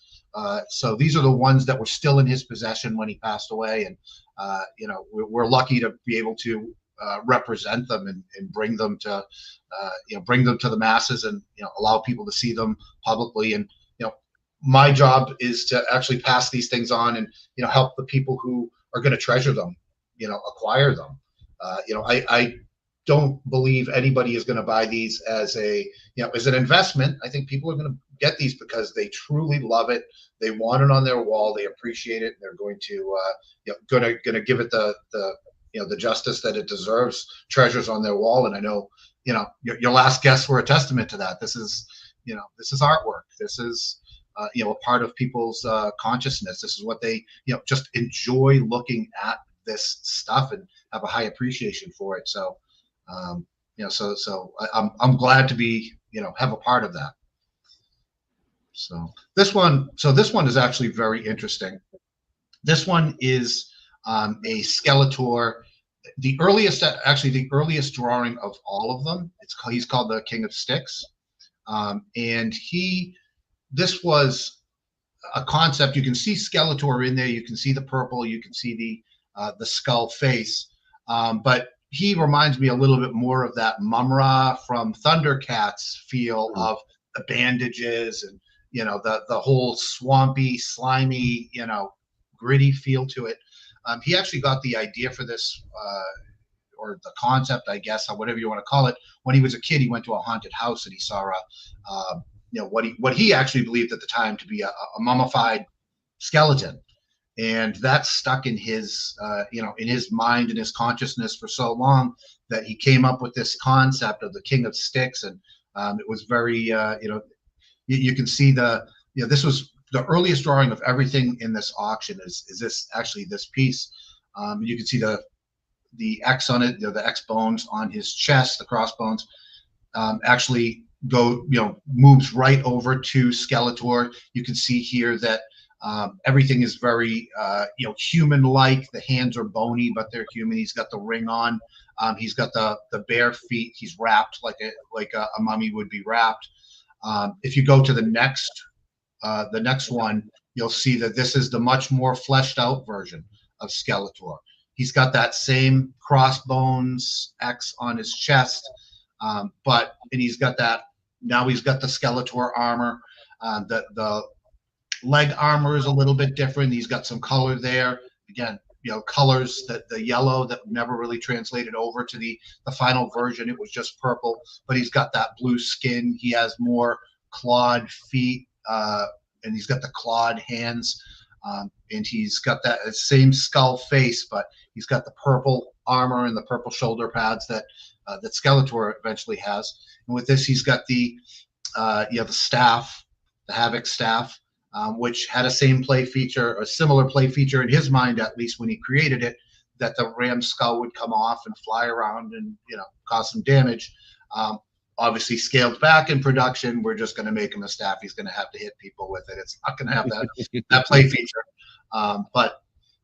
You don't want kids swallowing the end of it or anything like that. I don't know how concerned they were at that point with that sort of thing. I'm sure they were. Mattel was, I'm sure, very concerned. Mattel actually, I'm not sure if you're familiar with the rocket firing Boba Fett and the whole lore behind that. Yeah. A child actually choked on a Battlestar Galactica missile, and the child died, which said, hold on, we can't make rocket firing Boba Fett. Well, Mattel was the ones who made the Battlestar Galactica. So, I'm sure they were more sensitive to it than anybody was at that point. So I don't know if it was more choking hazard or more than likely it was just, how are we going to do this? This is going to be expensive in the overall, scheme of things to make this feature. So we'll just give them the staff and they'll use their imaginations like they're supposed to. But this is a great piece. Very very close to the final. So, and this is one of the consensus is this is one of the favorite pieces in the auction. I know several people who are very upset that this continues to rise in price. This is very close to the final of Battle Cat. It's a little bit sleeker than the final version, which was built on the Big Jim Tiger. It's the green and the orange was it was designed by Mark not to be silly or whimsical, but to make it seem kind of alien.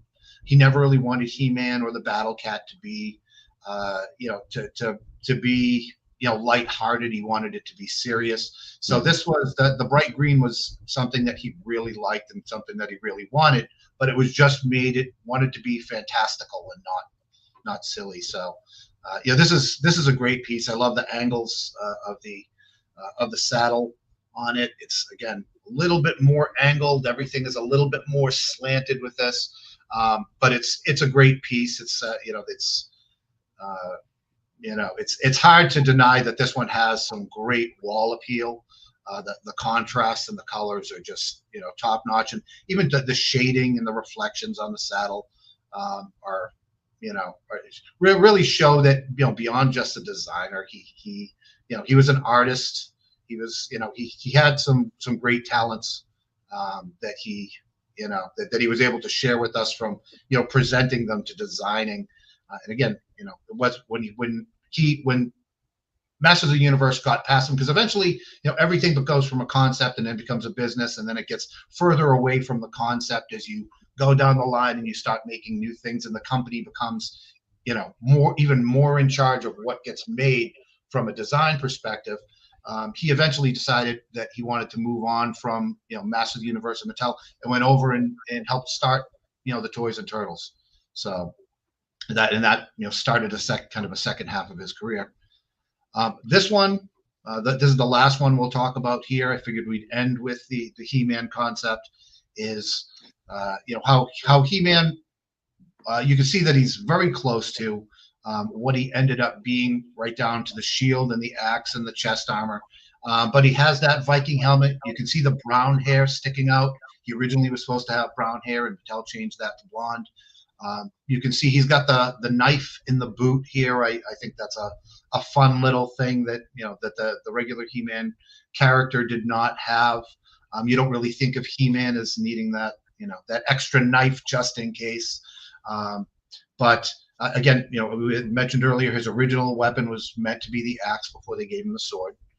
And you can go back to this was originally edging around the concept of Conan the Barbarian, so you can see that is definitely in play. You can see the Frazetta, and I look at this and I go, is that if you look at the Frazetta Barbarian, he actually has not a 6-pack but an 8-pack. So I often look at this and say, is that the bottom of his chest, or does he have an 8-pack too in this? But you can see again the leg bends are a little bit familiar with the toy. You've got the loincloth, but you haven't really developed that standard belt yet that you end up using. The shield is a place where they actually went opposite of everything else. He's got the red here. With the original shield, they ended up putting the red in the shield, so it kind of matched. They gave him that extra color app on the shield. But this is this right now, for all of the artwork, is the one that's leading the way.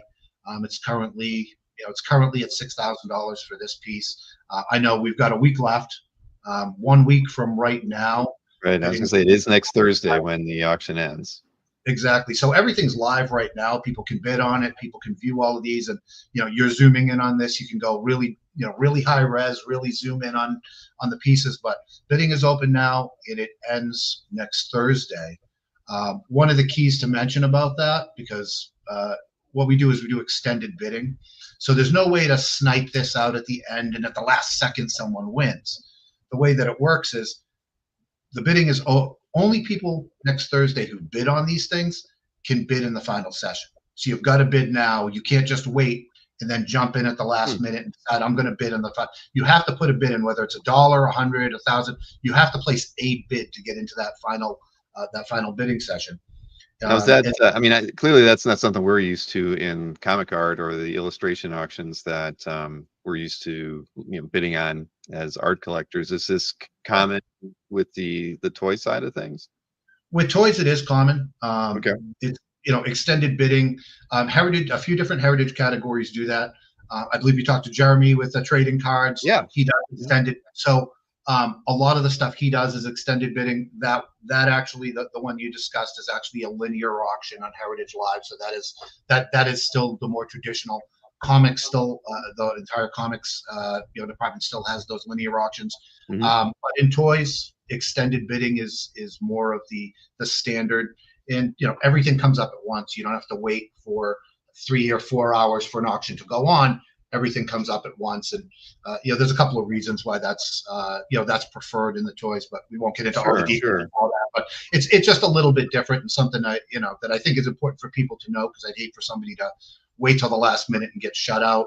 Right. No, that's good to know. I mean, because we didn't talk about that when we talked about the card art, but it does make a lot of sense, and I think that it does prevent sniping, which is something that can be a boon to some collectors or very frustrating to other ones. But this way, that can't happen. But the idea that you have to bid early so that you can bid on the last day is something that I'm glad you mentioned, because I would never have guessed that. Well, one of the things I could say, dealing with toys, one of the things in comic art, the prices get wild. I mean, beyond unfathomable numbers. Artwork from we know. cover. It's just it's right. I mean, I'm preaching to the choir here, but with toy artwork, it's incredibly accessible, comparatively speaking. So, these pieces, while I, as a collector, as a someone who represents this, I think these pieces are worth $100,000 plus. They're not going to. I hope they get there. I believe they should get there, but they probably won't get there. Again, we're a week out, and that piece is only at $6,000. That, relatively speaking, that's incredibly accessible. If this was the cover of XYZ comic, this it would already be off the charts. So that is for, even though I think a lot of these things should be worth more, it allows people to get some of this artwork at a in a way that you can't. Right. Well, and there isn't a lot around that IP, right? A lot of early artwork out there, especially from the gentleman who came up with the whole concept. I think that from a collector standpoint, whether you're an art collector or a toy collector, if you were a fan of Masters of the Universe, then you're going to be in on it one way or another. I mean, it may not, like you said, it's not a six-figure piece, but the bottom line is there's a lot of people who would like to own it. Right, because like you just said, this, and I checked, there's no artwork by Mark on Comic Art Fans. So there was one Mark Taylor. I can't tell if it was them, unless he started painting paperback covers later in his life than not. But so the point is this is it is a rare opportunity. So so you never know, and so you can't. It's hard to put estimates on stuff like that when it's truly is one of a kind and hasn't. You have no benchmark at all from any market data that you guys have. Are really that's ever been out there before. So it'll be I'll be watching. I was a Master of the Universe fan as a kid. I have to say, I've never admitted that publicly on the channel. It was one of the cartoons I watched regularly. But no, this will be cool, Justin. So I'll be looking forward to seeing how this comes up. And certainly, you're more than welcome to come back on anytime you have something within that within the toy genre that crosses over into art and pop culture IP stuff that that our fans are interested in seeing. I'd be happy to have you back on and talk about it. Cool. I appreciate that. Thank you for having me on. Not a problem. Well, enjoy the rest of your trip on the West Coast. All right. Thank you very much. All right, Justin. Take care. Bye. All right. So hey, we got about an hour and a half to go. I think we can get this thing done before midnight, but it's a lot of fun. I mean, first wall. Now we get to look at toy art. I know that Chris Snork probably put a watch or maybe a bid on a couple things. You never know. I know he's a big fan of Masters of the Universe as well. Clearly, many of you are. So that's always a good thing. So where am I going from here? Oh, Albert was not able to join me this evening, but I do have a public service announcement for Albert, and he let me know that a piece of his art is missing, and he would like, if it turns up, that you can reach out to him and let him know where it is, and he'll be forever in your debt. It's a piece of art by Mr. Steve Ditko, so it's pretty remarkable piece, and would be very hard to be missed if it went up for auction. I know that Albert's contacted all of the major auction houses, Mike Berkey, you name it, Bashara, and let everybody know that this piece is missing at the moment. Apparently it went missing about a year ago, but Albert had to just cross cross-checked many different places where it could have gotten packed, and he was not able to locate it. So when he was just recently, he was able to kind of file with authorities that this piece was, in fact, he feels potentially stolen. At the very least, it's missing. But if you have any information about this piece, if you ever see it in the future, if it ever appears on CAF, shoot Albert Moy an email, and he'll be forever in your debt. Albert Moy at AOL.com. So that's I don't know if Albert's posted about that one yet, but yeah, he did. He let everybody know just a couple days ago about it, and I told him I would be happy to get the word out for him as well. But again, I mean, it's the title page to Spidey 27 by Ditko. Yeah, that's not going to be going up for auction anywhere in the near future. So yeah, there you go. Just a word of advice. Get in touch with Albert if you see that. Now, schedule-wise, the schedule is kind of packed, and I think a lot of this some of it we've seen before, some of it we haven't seen, but it's worth kind of running through a few things. Tomorrow night, I will have a mystery sketch unboxing, and there's a lot of art to look at, and hopefully I get a couple more packages in before tomorrow, but this will be the first one that has Next Comic Art stuff in it. I've also got Jeff Isherwood's delivery here. Mark Hay actually sent me 3 video clips that I'll be showing tomorrow from Maxi Dallo and a few other artists. And I've also got some photos and slides and some other video clips probably as well from unboxings where the artwork's just getting turned around and shipped right away.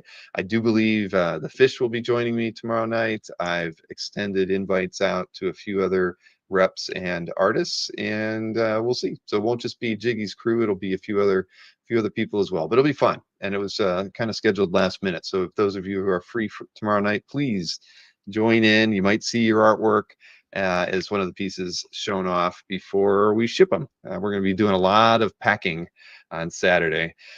Up next week, we have the 300th episode of the channel. Of course, we've done about 14 or 1500 shows, but as the counting goes, we're hitting the 300th episode, and #1 Marvel fan Tom will be joining me for that one.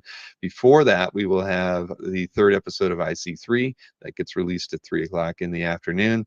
Then we've got Comic Connect, Card Art Explained issue, or not issue 2. #2 will be on the 10th of June. We've got Jason from Essential Sequential doing an art sale with me, Sean Crystal, Kickstarter preview and art sale on the 14th. We've got All Access Art with Tatiana, her 3rd episode on the 17th, and Michael Elper's interview. I've got Bart Sears coming on a Wednesday night. Kazra, Matt DiTullio, and I will be at Heroes. We've got Collector's Cash with Matt DiTullio on the 24th. I mean, tons of stuff going on. You can see it. It's just chock full of stuff all the way through to San Diego, where Kazra and I will be attending. I believe Wednesday through Saturday at the very least. We'll be there, walking the floors and shaking hands and kissing babies and all that kind of stuff. But it's going to be a good time. And but clearly packed full of stuff. And if you haven't already written on your calendar, Comic Art Live, the next one, November 15th and 16th. So you got about 6 months for that to start planning, saving some money for it. And then we already have the May dates out there, which of course are the 16th and 17th of 2026. And then OE Expo tickets are already out there and available on sale. You should be picking them up now. And that's going to be February 20th through the 22nd. And we don't have the IC3 New Haven's dates yet, but it will return in the late winter or early spring of 2026 as well. So yeah, lots of stuff. Will we have a table at Heroes? We will not, Dan. But should we? Definitely. I mean, Kazra and I firmly feel Heroes is our home away from home as far as shows go. It's one that we'd like to, there's so many people there that we go there to meet, not only just collectors but artists and reps. It's just it's a great show to hang out just as a fan. I mean, at the end of the day. So we don't have a table or a booth, but of course we'll have a presence. We'll be walking around. I'll be walking around with a Comic Art Fans shirt, I'm sure.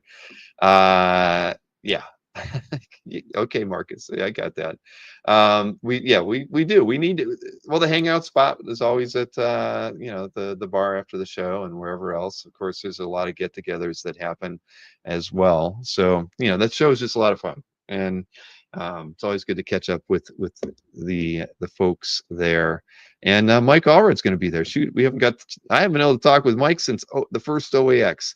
I can't tell you how much I miss talking to that guy. So he's a guest there. I'm going to definitely pop over and say hi to him.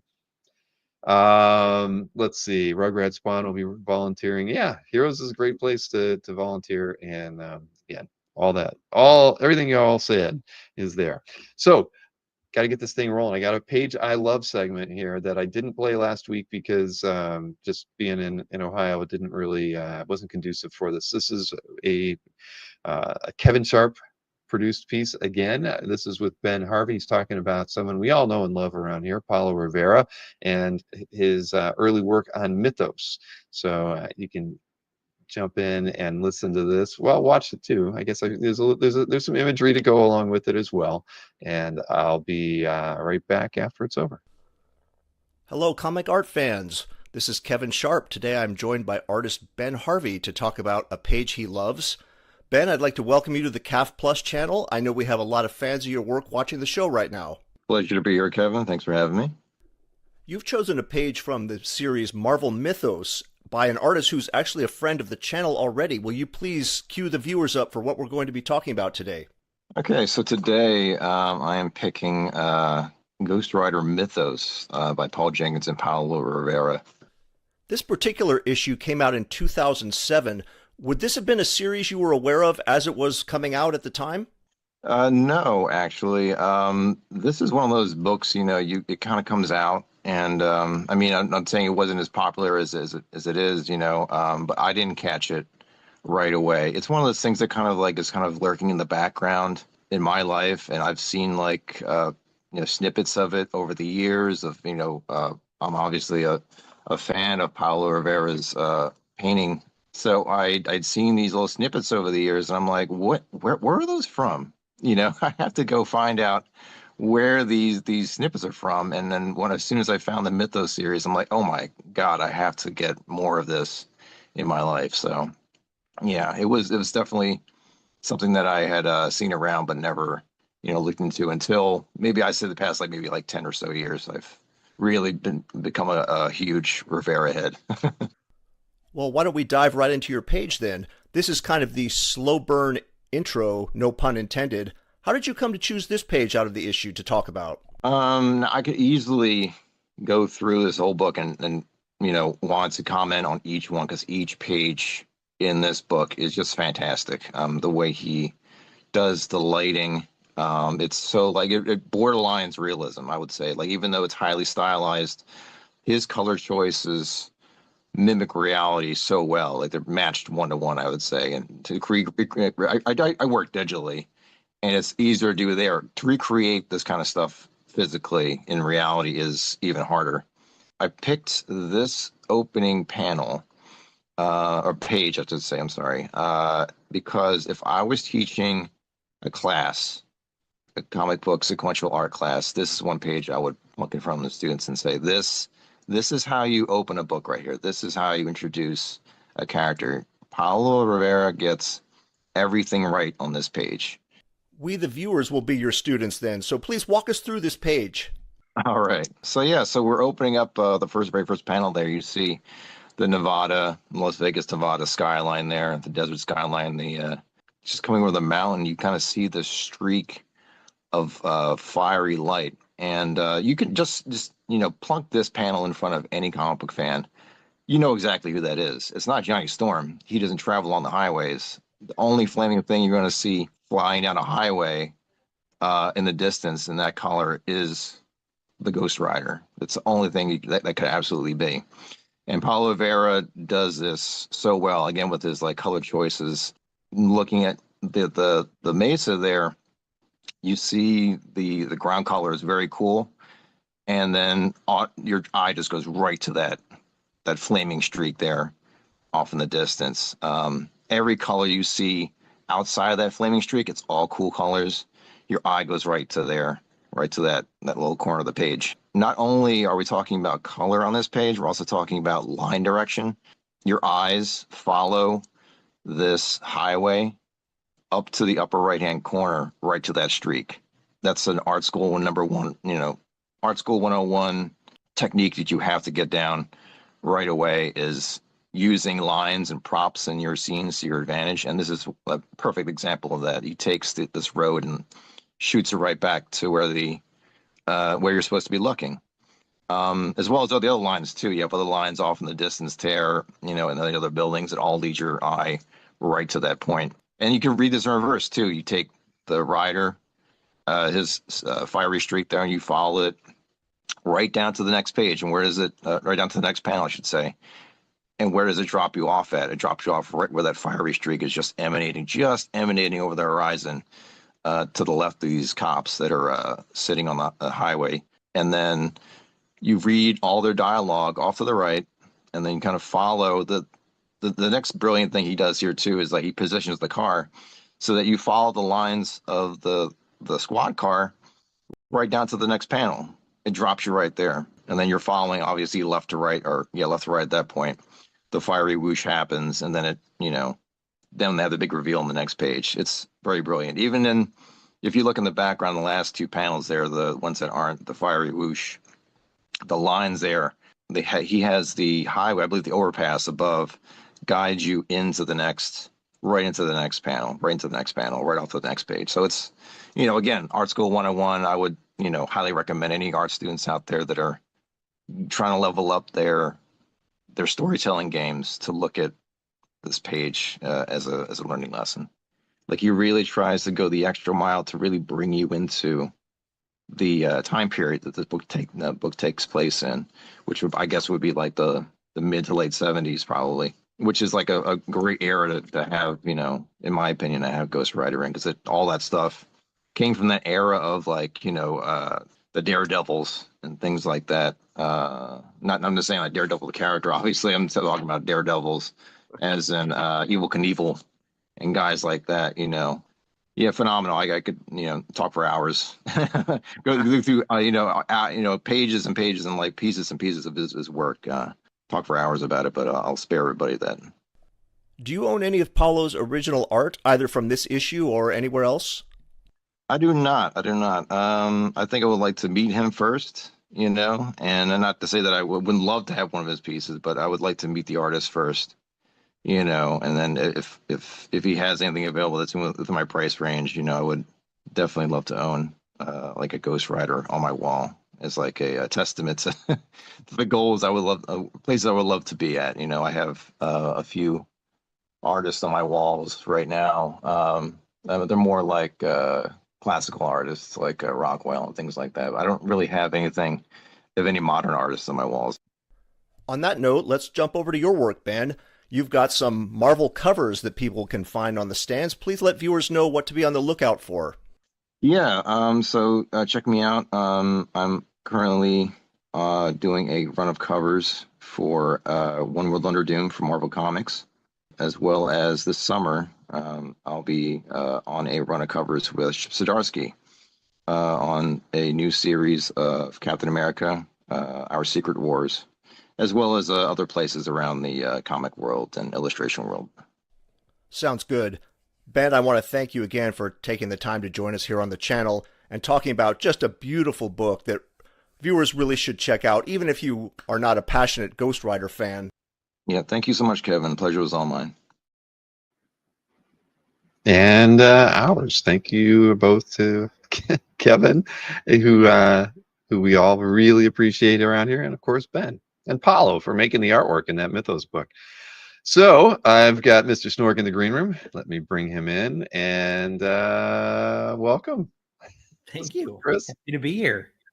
Man, something's cleaner about you. What's going on? Did you trim? I beard? trimmed my beard way down.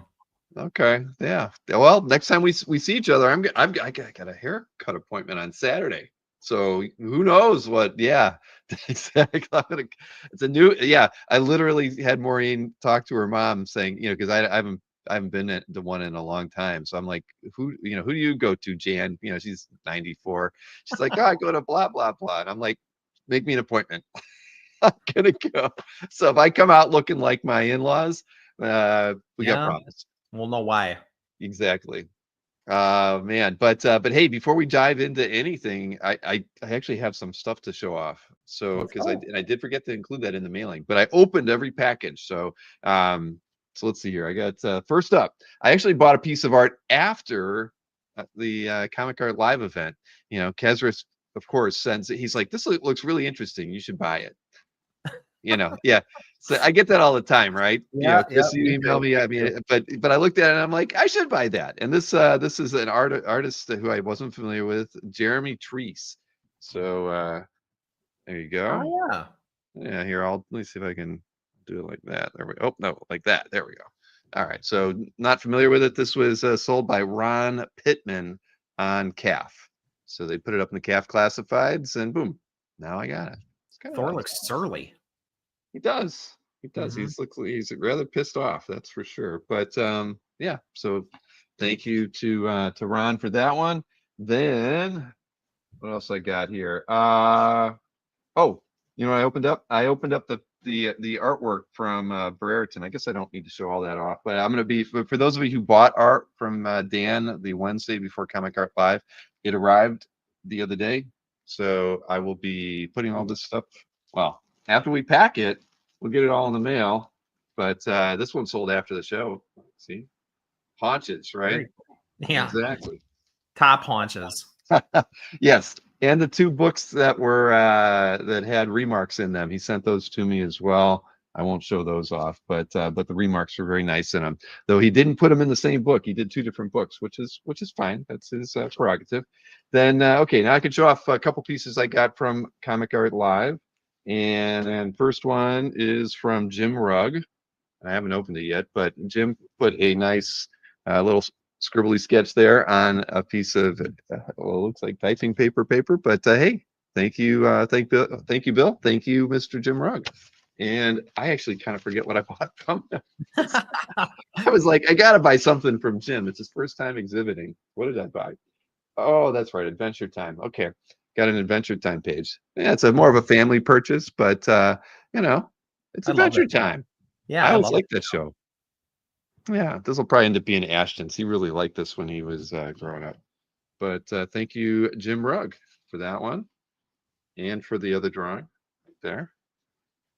And next up, let's see. We got Anthony Pugh sent me. Well, I bought two pieces from Anthony. Well, actually, three things. I bought a comic book from him too. So both those purchases were from Hall I, everybody. I forget what I spent on Jim's piece, a couple $100, maybe it was $300 or so.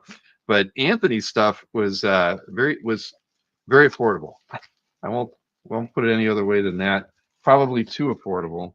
The comic was something called Doomstar. So I don't know.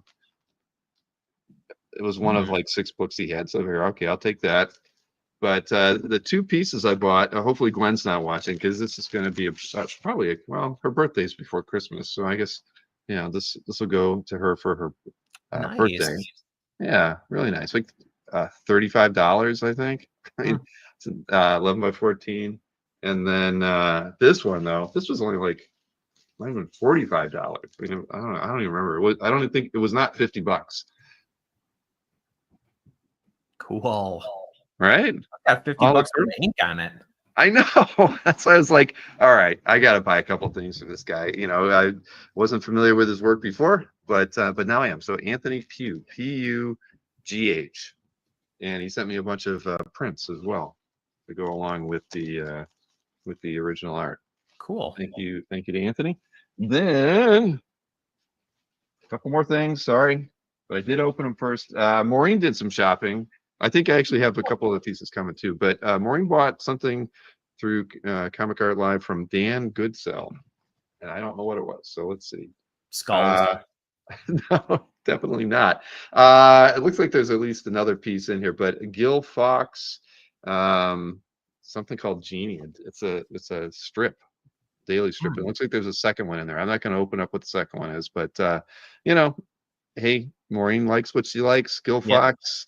I know Gil Fox did a lot of different artwork during, in the 40s and 50s and 60s. So I actually think I own a couple pieces by Gil Fox, but they're not genie strips. And then I didn't know this was a cover. This is Maureen buys stuff from Vosberg every single show. I don't know. She always ends up in his booth. I don't know how, but so I didn't know what it was for. But she bought this. She said, it kind of reminded her of like Creep Show and That's an awful lot like a skull, I have to say. Yeah, isn't that weird? I don't think this is going to end up. I know. Look at that. Where is it? Right. I mean, come on. What is she thinking? Begs the question: Is it? I mean, can you have skulls if they have like a little flesh on them or some hair? I don't know. I mean, does Ghost Rider count? Maybe she's changing. Maybe I can have skulls now. Push it. But as it turns out, this actually was a cover to something because look, it came with a book, Tales of the Carrion Kind. So I don't know. I mean, I don't know. I have no idea what that is. But then he also threw in like a small prelim to it, cool, and a larger pencil prelim for it. There we go. So pretty tight. Yeah, that's pretty Mike's a good guy. He's I think he always tries to throw in extras when people make purchases through Comic Art Live. At least he has for me. So if he hasn't for you, I'm sorry. But yeah, there you go. So all right, well, you did well again, Maureen. So but the skull thing, her and I are gonna have a talk about that. Yeah. After all the prohibitive kind of purchases I've had to go through all these years. It's like finding out that you can, the Geneva Convention's lifted. All hell's gonna break loose in that house. It will. We're gonna have a talk tomorrow. But yeah, you got your big shindig's coming up, right? Yeah, I got I cleaned up all the gaming stuff. I'm ready to put portfolios out for art people. So yeah, looking forward to it. Yeah, we'll take some pictures of any of the art collectors that are making their way over there. Yeah, we'll do. Cool. You guys have seen Tyler T too much, though. You can never see too much Tyler T. The social butterfly of our community. Hey, he's one of the guys whose posts I always look forward to seeing on Cap because it's always of an artist that I'm not familiar with at all. But yeah, he's out there. Well, Dan's has of all the drawings that Dan has done of us, the one from Tyler is one of my favorites because every time I see it, I remember he was sick with COVID when that photograph was taken at OAX, and so every time I see him with those red lips, I think he was sick.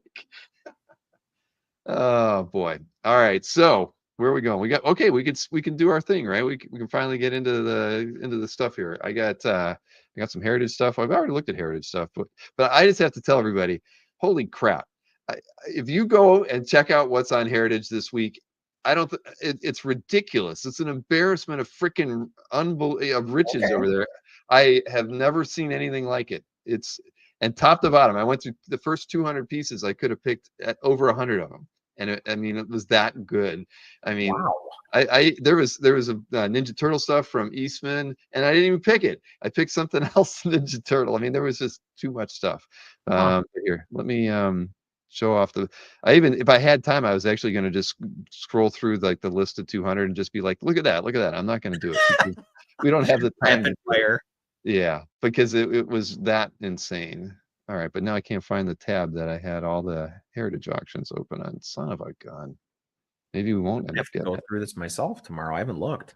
Yeah, you're gonna be surprised. I mean, it was literally shocking. All the good artwork is up there. And you're starting out strong. So we'll start out. Yeah, I mean, I will start out with the last tab. Alex Toth, New Romances. It says Mike Pepe Inks or something like that. But I mean, this is Toth. Oh yeah. Clearly. I mean, right. I mean, so a really nice Toth. It's a romance page, but who cares? Can you imagine inking Toth? Can you imagine the savage mental beating you would take? Yeah. There are no Ditko Spidey splashes, CJ. Although I didn't get to the second page, but anyway, where do I go from here? Next up, let me look at this. I picked 12 pieces. That was the other thing too. This is from that Xenophile thing from Phil Foglio, but this is like a card game.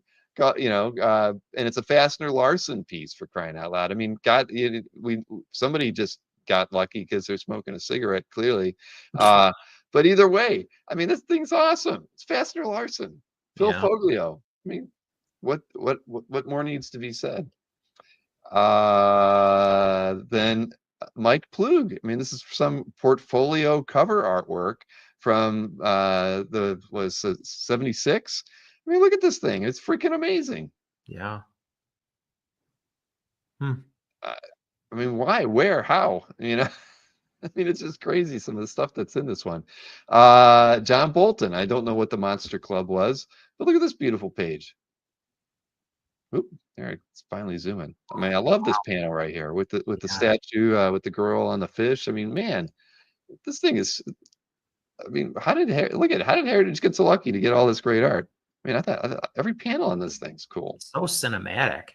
Yeah. Oh man, and then Don Heck. I mean, I was just gonna skip this one. I was like, it's too good to skip.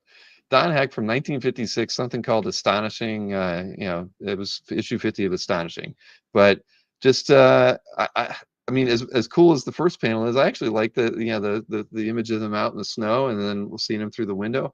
I Yeah. just thought this was a great page. I mean, I don't get it. I don't get it. But Really then, not very Don Hecky either. all right, I'll stick on that. Right. Well, it's 1956, so it's early, and well, I guess he's probably been working for about 10 years at that point. But either way, I mean, great page.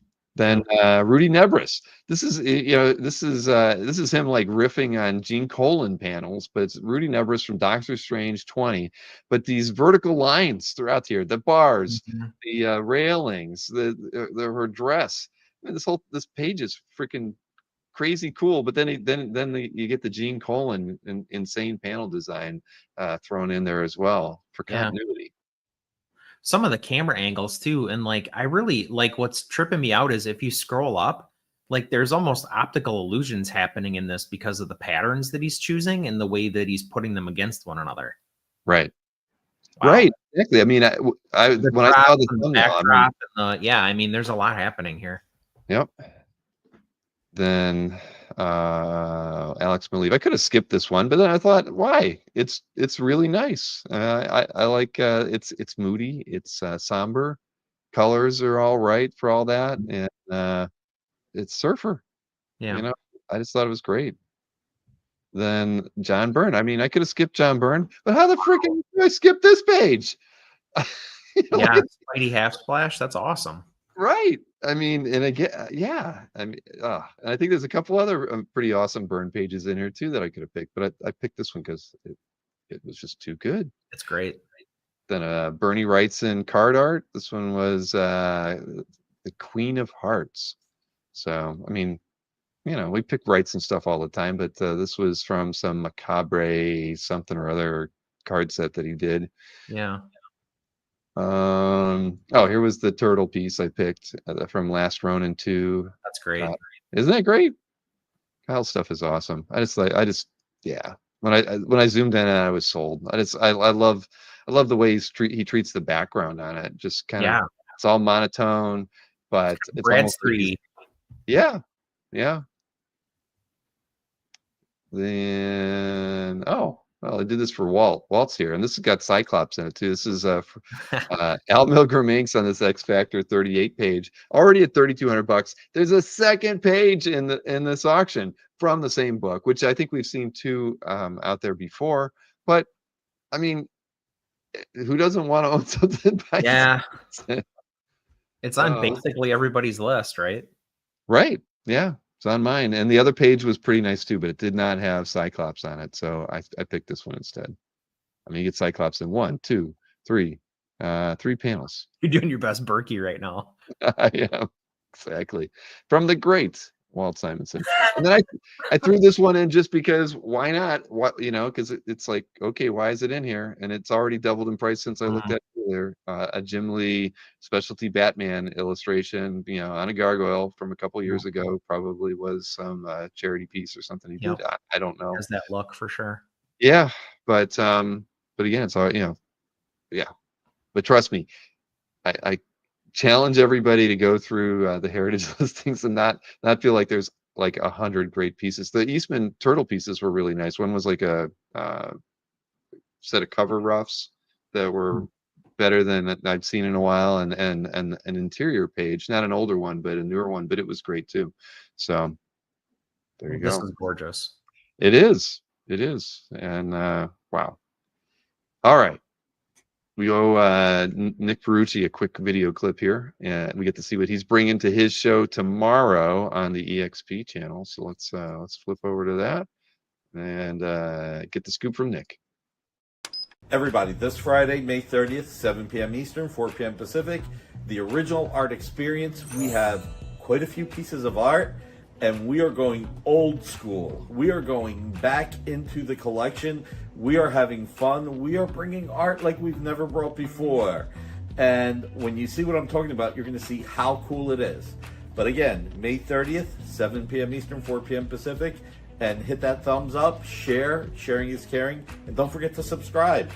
Hit the bell for notifications. So we're talking about old school. We've got Mankind with Mr. Sacco by Dan Jurgens and Jerry Ordway. This is so cool. This is a Dynamic Forces cover. It rocks. But hey, not only do we have Mankind, we have The Undertaker, and check it out, Stone Cold Steve Austin behind him. This was a controversial storyline, but man, was this cool. I think this was like when they were doing the Higher Power story. Now, we're going to stick with a lot of Dynamite on this rack, okay? So we have Barbarella versus Deja Thoris cover right there. That's one Barbarella versus Deja Thoris cover. Then we've got two Barbarella versus Deja Thoris covers. And then we have a third cover by Jimmy Reyes. But we're not going to stop there. We have, you know what, let's show the Ken Hazer real quick and then we'll show the surprise. We have a Thundercat 16 in homage to Teenage Mutant Ninja Turtles. We have Powerpuff Girls #7 cover, both Ken Hazer. It's always great to support Ken. We have the Shadow Year 1 cover by Matt Wagner. But when you open up the comic, the interior page had the shadow shooting through the portrait of Margot Lane. This is going to be sold as a 2-pack. Well, not a 2-pack, but you know what I mean. 2 pieces. All right, we're definitely going to show the Strike Force Morituri Mark Bagley pages, and they are oversized, and they are beautiful. All right, now, oh my stars and garters, we've got The Avengers 203 by Carmine Infantino with Wonder Man and the Beast. We've got Captain America 26 with the Red Skull, with Arnold Zoloff, with Dr. Faustus. 3 great villains, 1 page of art. Then we have, talking about going into the archives, Mike Mignola, Phantom Stranger. Look at how beautiful this is. Oh my God. One of the greatest Justice League, Justice Society crossovers. One of the few times that you got Earth 3 Crime Syndicate. These pages were really hard to come by. This was a 5-part story back in the day. Beautiful Don Heck artwork, one of my favorite artists, and God, this is so lovely. And again, these pages are almost impossible to come by. Then we have George Tuska, Black Lightning from World's Finest 257. Then I've got this Detective 716 page by Jim Aparo, and I'm thinking maybe I bring this in at just $200. Now, this is a story, a special story from Spider-Man Live Another Day. I was trying to put this book together, but I don't think I'll ever be able to, so I'm breaking up the pages that I have and offering them. This is the Clone Saga. This is retelling the death of Gwen Stacy. Ron Friends pencils, John Dell inks, and John Dell just killed it on the inks. We've got page 1. Don't have page 2. We've got page 3. Check it out. Gwen, and I don't remember seeing this in the actual comic, when Goblin was calling over Spidey, where she was crying. And then, of course, we have the page with the snap where she breaks her neck. But look at this. Peter and Gwen, Captain Stacy, Mary Jane, Norman Osborn. I mean, it just, God, such a beautiful page. And then check it out. You have more great pages that lead to the last two pages with Captain Stacy being reunited with Gwen. This is truly, truly beautiful work. I would love to have put this together, but it's not going to happen. The pages are in Black Hole Collections, and after waiting 8 years to try and put it together, may as well make it available to everybody else. So, this Friday, May 30th, we're going to close out May like a lion. I mean, I think that's the way it went, right? I don't know. So, 7 p.m. Eastern, 4 p.m. Pacific, the original art experience. I look forward to be seen by you there and share the evening with you. Take care, and again, hit that thumbs up.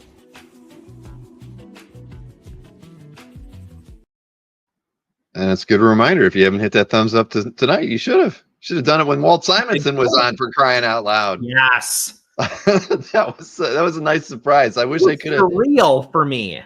I had no, at 5 o'clock when I sent the mailing out, I hadn't got confirmation he was going to come on, so I could only hint at it in the mailing. But yeah, it was like 7:20 when I got the email. I'm like, oh well, too late to promote it, but people will find out about it and have to watch it. It's always good talking to Walt. All right, calf update time. We're going to motor through this. Dealers had a crappy week, $115,000. Thank God they got in the six figures, just barely though. It was a rough week for dealers. I don't know why. 216,000 the week before. Let's take a look at the lowlights here. The top 6 sales from dealers last week. Well, we start off with something kind of decent. X-Men 11 page here. This is Kirby Stone, sold by Berkey for 28,000. But shoot, that's like 20% of what was sold last week. It's one piece.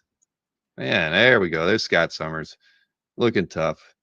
Next up, Avengers 117. Bob Brown, Mike Esposito. Seeing this one at 12,000. You put those two together, I think we're at over like more than a third of the sales just between these two pieces. This one was sold by Anthony, asking price 12,000 on that one. Then Albert, this is a good piece, and I think it actually appeared on CAF this week too. And this is from Batman Hush 2, issue 159, page 15, sold for $11,000 by Albert. Then a Vault of Horror end page from 1952. This one went for $8,000, sold by Anthony. Then we got 2 more here. What do we got? A Glenn Fabry cover to Authority 4.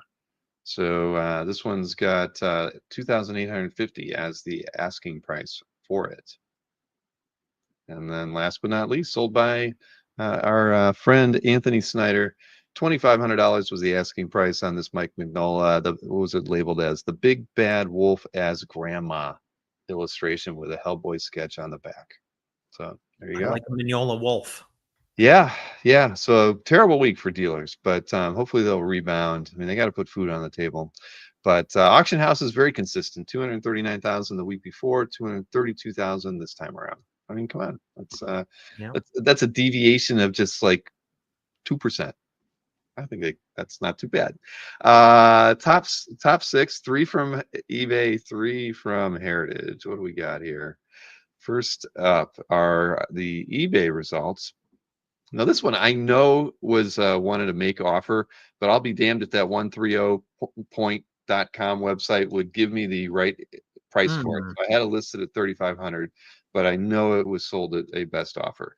But the next 2 pieces were legit. This is a Simon Bisley Sabretooth versus X-Men original art piece, went for $2,500, and then this Star Trek Captain's Daughter cover painting by Keith Birdsong, who's a pretty well-known illustrator, sold this one for $2,500. So those are the top 3 on eBay.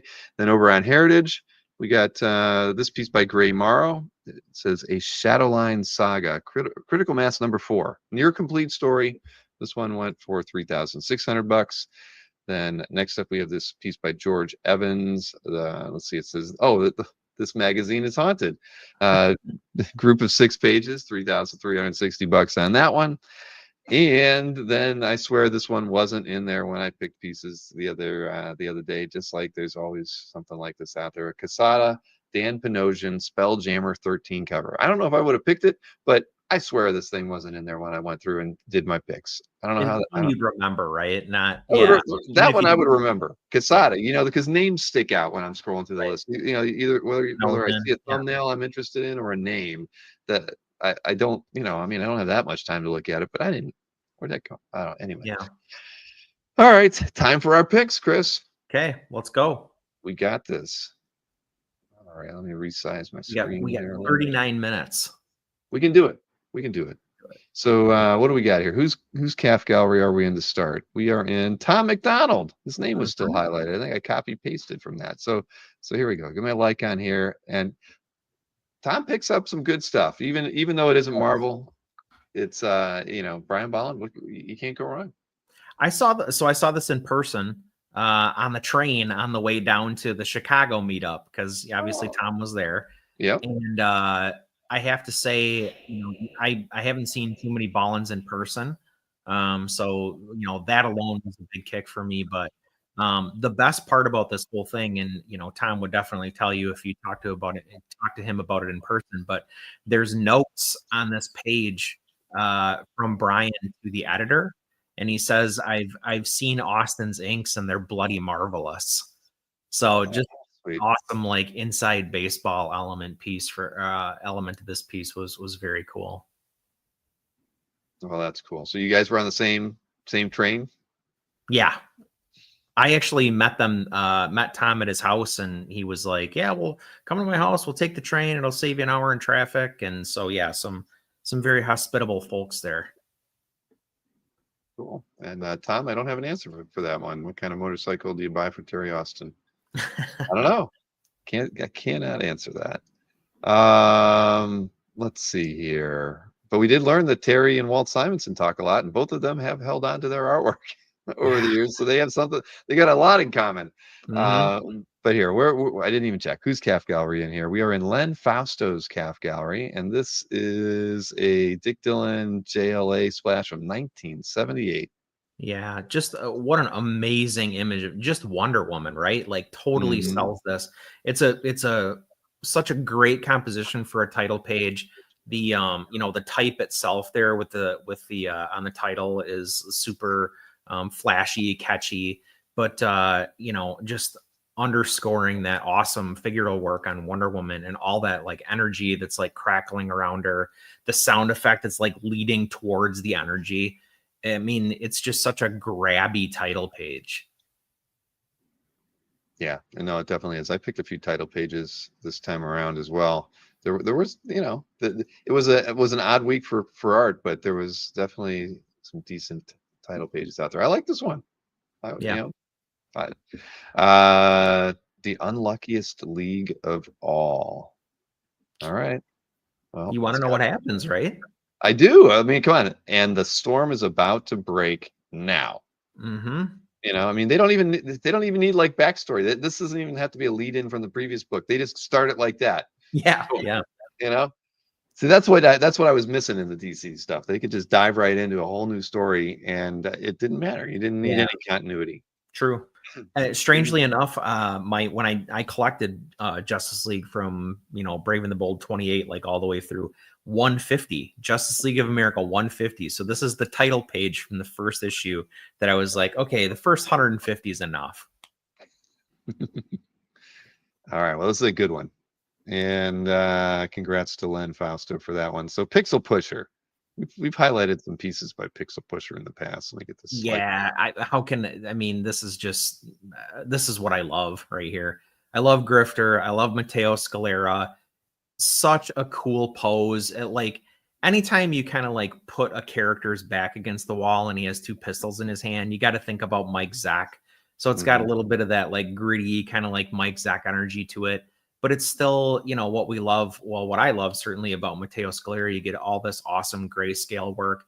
he does a really like straight up and down, Jim Lee version of the character. He looks like kind of the OG costume design for Grifter with the boots and all that kind of stuff. So yeah, I just, there's two things I love in this. Yeah, I like it a lot too. I like the lighting on it.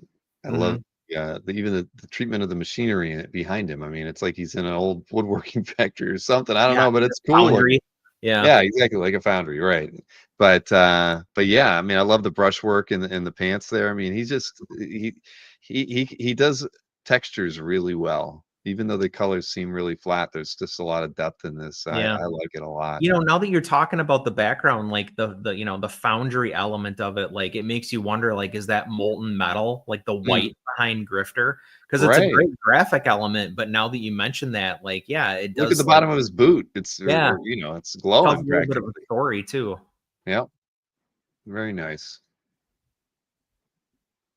Oh, this was in Smithyman's calf, right? Is that right?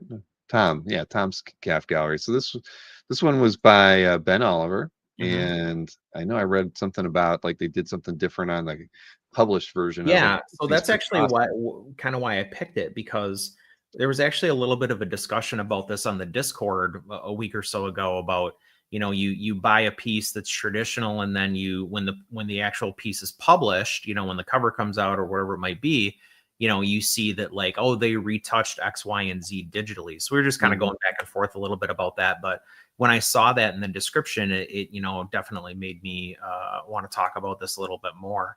So that what they said was they thought that this skewed too old, so they wanted a younger looking Batman face because it's for Absolute Batman. I thought that was interesting, like the editorial input, and then the fact that it was like, well, I'm not going to repaint it, we'll just touch that up digitally.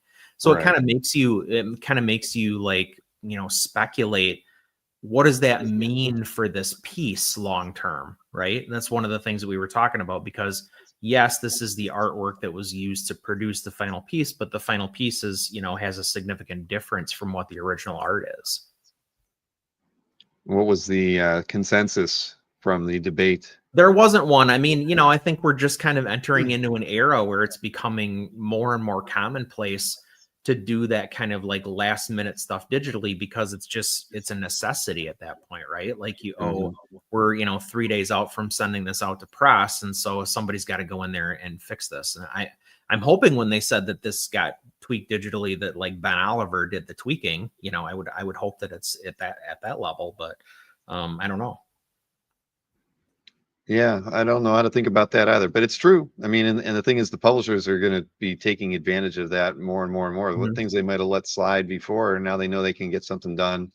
Yeah, I mean, Yeah. making Batman younger, who would have thought that that would be? Yeah. I mean, I get it, but still. So Well, it's kind of like the digital equivalent of a stat or a pay stub, right? I mean, it's a yeah, quote unquote correction, but you don't get it. You don't like literally get the pay stub or the stat or whatever. Marcus, I don't think the lady who repainted Jesus did the touch up on that.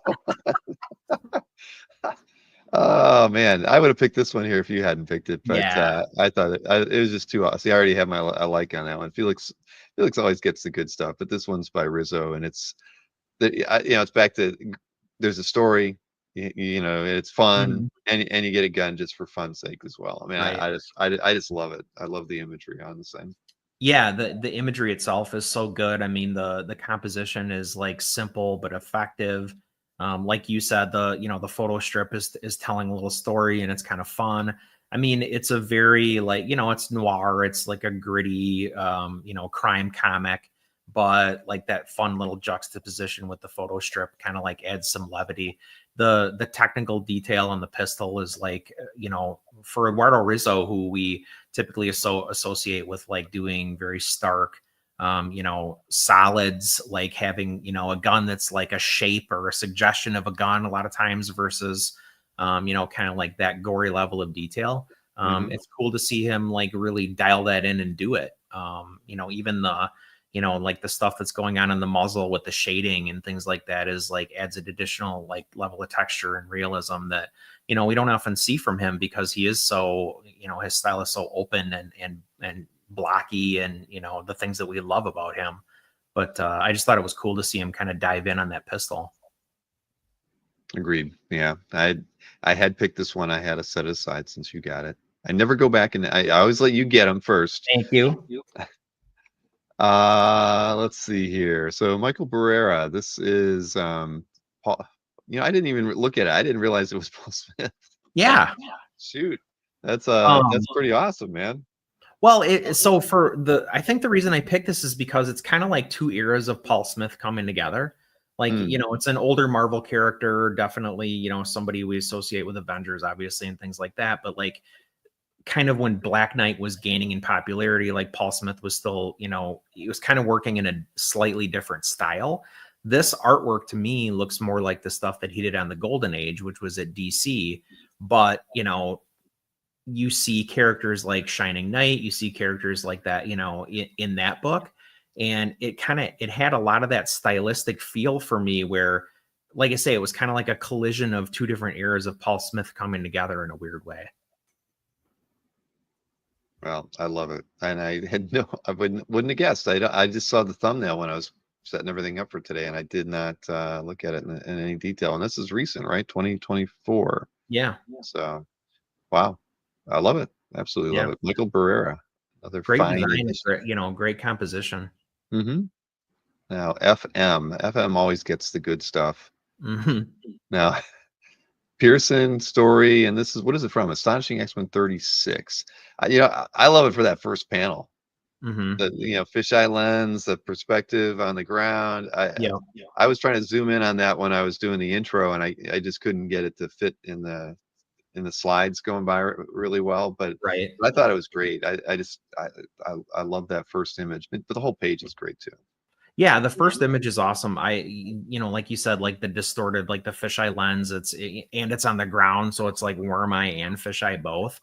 But he does, like, Pearson did so many like fun, cool things from almost a cartooning perspective on people's facial expressions. Frequently, like, they'd be like a little more exaggerated than you might expect, or whatever, because he does have the ability, like when you look at the dragon demon, like whatever it is on the right there, like that's really fine hatching. It's really, dialed in line weights and things like that. So he's capable of that, but he's also capable of like the funny, like snotty expression on the guy's face on the far left. So you really have like, kind of him stretching his legs a little bit with like what he's capable of doing with the monster. But then you've got like just some very straight up and down, like Jason Pearson stuff on this page too. Yeah, I really like it. I love the cross hatching in it too. Mm-hmm. Just adds a kind of a layer of depth, but also, he's getting a lot of fun lighting out of it as well. Right. The stuff that's going on in the trees in the top. Yeah. Right through here. That's pretty cool. But I like it even right here. I mean, where he's just using it just to kind of accent the background there a little bit. Yeah, it really does make it come together really nicely. Huh. Cool. I didn't see this piece when I was going through CAF this week. I sadly don't remember him doing Astonishing X-Men. I don't either. That's that was astonishing to me. Tom McDonald says the world needs more Paul Smith art. That is true. We need Paul Smith to update his website like 3 or 4 times a week, Tom. It won't happen, but we can all dream. Yep. Then Dear Moss, I mean, that Carlos's name pops up, at least once a week in my life, whether I find a piece of art of his that I like, or I mean, this is awesome. I mean, we're so used to seeing the inked pieces by him. Yep. I thought this thing was so cool to see. There's so much more. It seems like there's even more detail in the pencil pieces than in his pieces. Yeah. I feel like he might be, making different decisions, knowing if he's going to ink something himself versus if it's actually just going to be, a finished pencil. And I think that that's definitely the case based on the, the level of detail that's happening here. I love that this has like all the earmarks of like a classical painting. It looks like something that you'd see on the wall in Versailles or something like that, right? And that would be some French general or, Napoleon who's astride that horse. So I mean, Wesley's right. This really has a fine art feel to it. And you're right, it is a Napoleon riff. It's Yeah. I don't know why I didn't catch that now, but now just looking at it, it's like, yep. Yeah, I think it's amazing. I went on to Rizzo's site the other day just to look and see if there was any new pieces added over there. So yeah, no, I'm on the lookout. I am. I should just Got commission mine. it. You got to get yours. Right, I know you got in early, I but did. but he's still affordable. That's the good Yeah. news. All right, Moses T. I don't know if we've been in Moses T's calf gallery before, but this Jimbo Salgado, Galactus Silver Surfer piece. I mean, he is not leaving any room for anything extra to be drawn in this No, piece it is. at all. It is edge to edge. Yeah, that's one of the things I really like about it. But it's got so much happening, and there are so many different techniques on here. There's literally like different temperatures of ink in here, and like tone, not just tone, but like temperature. And like some of this is very cold, and a lot of it's much warmer, which I think is something we don't see a lot of people do that are, it's like a quote unquote just inked piece. This gives a different a different feel, not just by using, black and white, but by, and not just by using tone either. So I think it's so clever the way he puts the energy like to the right and underneath Galactus, because it like wedges in that like huge, center element of Galactus, which is really kind of what the thing is all about. And then he barely manages to highlight Silver Surfer with that like, white, moon, sun, like star, whatever that is, but kind of behind him. And he's almost, unimportant to the piece. But then like when you start looking around, it kind of almost becomes more about Silver Surfer, because that's where Galactus is directing his attention. Mm-hmm. I like this piece more now that you've given enough that thorough description. You're right. No, I mean I liked it when I first saw it. I see a lot of cool things going on in here, and I really like the way he's handled Galactus on this. To be honest, I mean I love the treatment with the inks on here. I think there's a lot of thoughtful line work on this piece. Yeah. And it threw me at first because like the area with the Kirby crackle around him is a little bit more stark and well, stark, I'll just give it that, but it still all works. I mean, it really does. And I mean, look at that cross hatching in behind the moon or whatever that is behind Silver Surfer there. Yeah, there's a lot of ink on this page. Right. And like I was saying, it's not all the same type of ink, which I think is really interesting by itself. It is the blue in the art. I see what you're saying, Joe. I don't know what that blue there. I wouldn't think so. Maybe he photographed it through a frame or an Itoya or something like that, and it's catching a reflection of something. You're right. I didn't see that before, but yep, it looks like it might. Yeah. Galactus is also. I was actually just having this discussion with somebody about the Thing, but one of the reasons that I like to commission the Thing is because like he's a little bit open to artistic impression. And they can kind of like do what they like. Galactus is another character who's very similar, where and it's like there is kind of a classic look for Galactus, to be sure, but when people do stuff like this and take a lot of liberties with his his suit, his helmet, like whatever, it's always kind of at home. It rarely feels like, oh, they messed up the helmet or like whatever, because it's kind of like a little bit open to interpretation. It's true. No, I agree. Well, Jimbo did a great job on this piece, and Moses T. 2 year. Well, is it 2 years? And they haven't been on CAF for 2 years. They're getting there. They're a year and a half on the site. Yeah. That's probably why we haven't mentioned their name before. This one's a winner. There we go. Now I've got my like on it. Next up, I guess this was a Como pickup, right? Yeah. Who's CAF gallery? Justin Y. I think there's a photo of Justin with the artist, but let's zoom in there for a second. So, have you seen this man? That's cool that Quitely had time to be able to do something like that in advance. I know that Melchior, I think the last 2 years when he was there, they took a list a couple months out, so that probably frees up Vin to do something, this level, because I don't think we saw this last year, a painted piece like this with a lot of pencil No. stuff. And so Chuck Arnold was at OAX, and he was on that list. And I don't want to steal his thunder, but his Quietly commission is going to blow people's minds. Uh-oh. It's amazing. Now, we're here to talk about this, not taking away anything from this. So you kind of touched on like what I really wanted to talk about with this piece was like we haven't seen this. No. Like we haven't seen this tact, or really, like I feel like this level of painting. Like he's done many paintings, right? Like no question, but I feel like this is a kind of a new, stab at something. Like there's more emerging from this in texture, in level of detail. The techniques that he's using here, like I feel like we really haven't seen him do a lot before. It still, certainly reads as Quietly. It's got his fingerprints on it. It's got his style, obviously. But yeah, I feel like this is something new. Yeah, no, I completely agree. And it's funny. I mean, clearly the paper he's working on has a texture to it, but it's amazing in spots where you don't even notice there's a texture, right? So Right. he's either laying the paint on heavier, or I don't know how he's achieving that. Like right through, Stippling or right. I mean, even in his cloak. look at the texture on his, like the eye plate, or the cheek plate on his armor. Right. It has a Yeah. grit to it.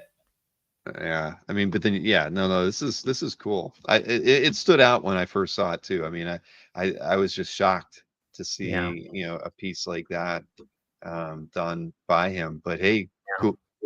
The more the better, right? Right. Let's get some X-Men characters out there. Can you put up Jeff's comment, because that's actually kind of what I said on my comment. I said what I said was, this looks like it hangs in imperial post offices. Like it has that like royal portrait kind of feel to it. Mm-hmm. No, it really does. And it's the thing is, the more you look at it, the more striking his exposed eye becomes. I mean, it really is looking into my soul. The more I'm looking at it, I mean, it's just crazy. I mean, but I mean, Frank has a way of drawing faces, but boy, he did a great job on this one. Yeah. Gosh. And I can't wait to see Chuck Arnold's now too. You're gonna flip out. I can't wait. So, all right. Well, congrats again. I'm sorry, Justin Y, 7-year veteran of the website. You did very, very, very, very, very well. Yes, sir. Worth the trip. Okay. So my picks now. So I had to pick this one. You knew I was going to pick this one. Yep. Fish Bends. You think Fish is done, he's got all the Infinity Gauntlet pages he needs in his collection, and what more does the man need to have? Right. I mean, I just want to hear the story. How far did he have to fly? What bank did he have to go to Right. pick the art up from? I mean, there's got to be a story. It's never easy. No, it's never easy, but this is final page X-Men 100, and just I don't know. Well, what more do you need to say? It's nostalgic, but it's also freaking beautiful, and the beginning of, and so early in the run, right? It's issue 100. I mean, I'm looking at the way Cyclops is drawn down to his visor. All these things are just pure nostalgic from that era, just the way things like that were handled. Look at Kurt. I mean, the more I'm looking at it, this page would make me weep if I saw it in person. It's just that ingrained in my psyche. I mean, I love this. When fish art surfaces, you get the bends. Marcus, where do you come up with this stuff? Are you running like Chat GPT while we're going? Or are you just like, I don't know how you come up with these. Anyway, I think this is freaking awesome. I'm sure Fish is thrilled to death, and he better be. Yeah, and I don't know, where do you go from here? I mean, if you're right. If you're an X-Men fan, I don't know what outside of her coming out of the water right in the next issue. I don't know what more. I don't know where you go. I mean, you don't need a John Byrne page after this. You don't need any other Dave Cockrum, and even down to, there might be one or two covers that you might want more than this page. He says only up from here.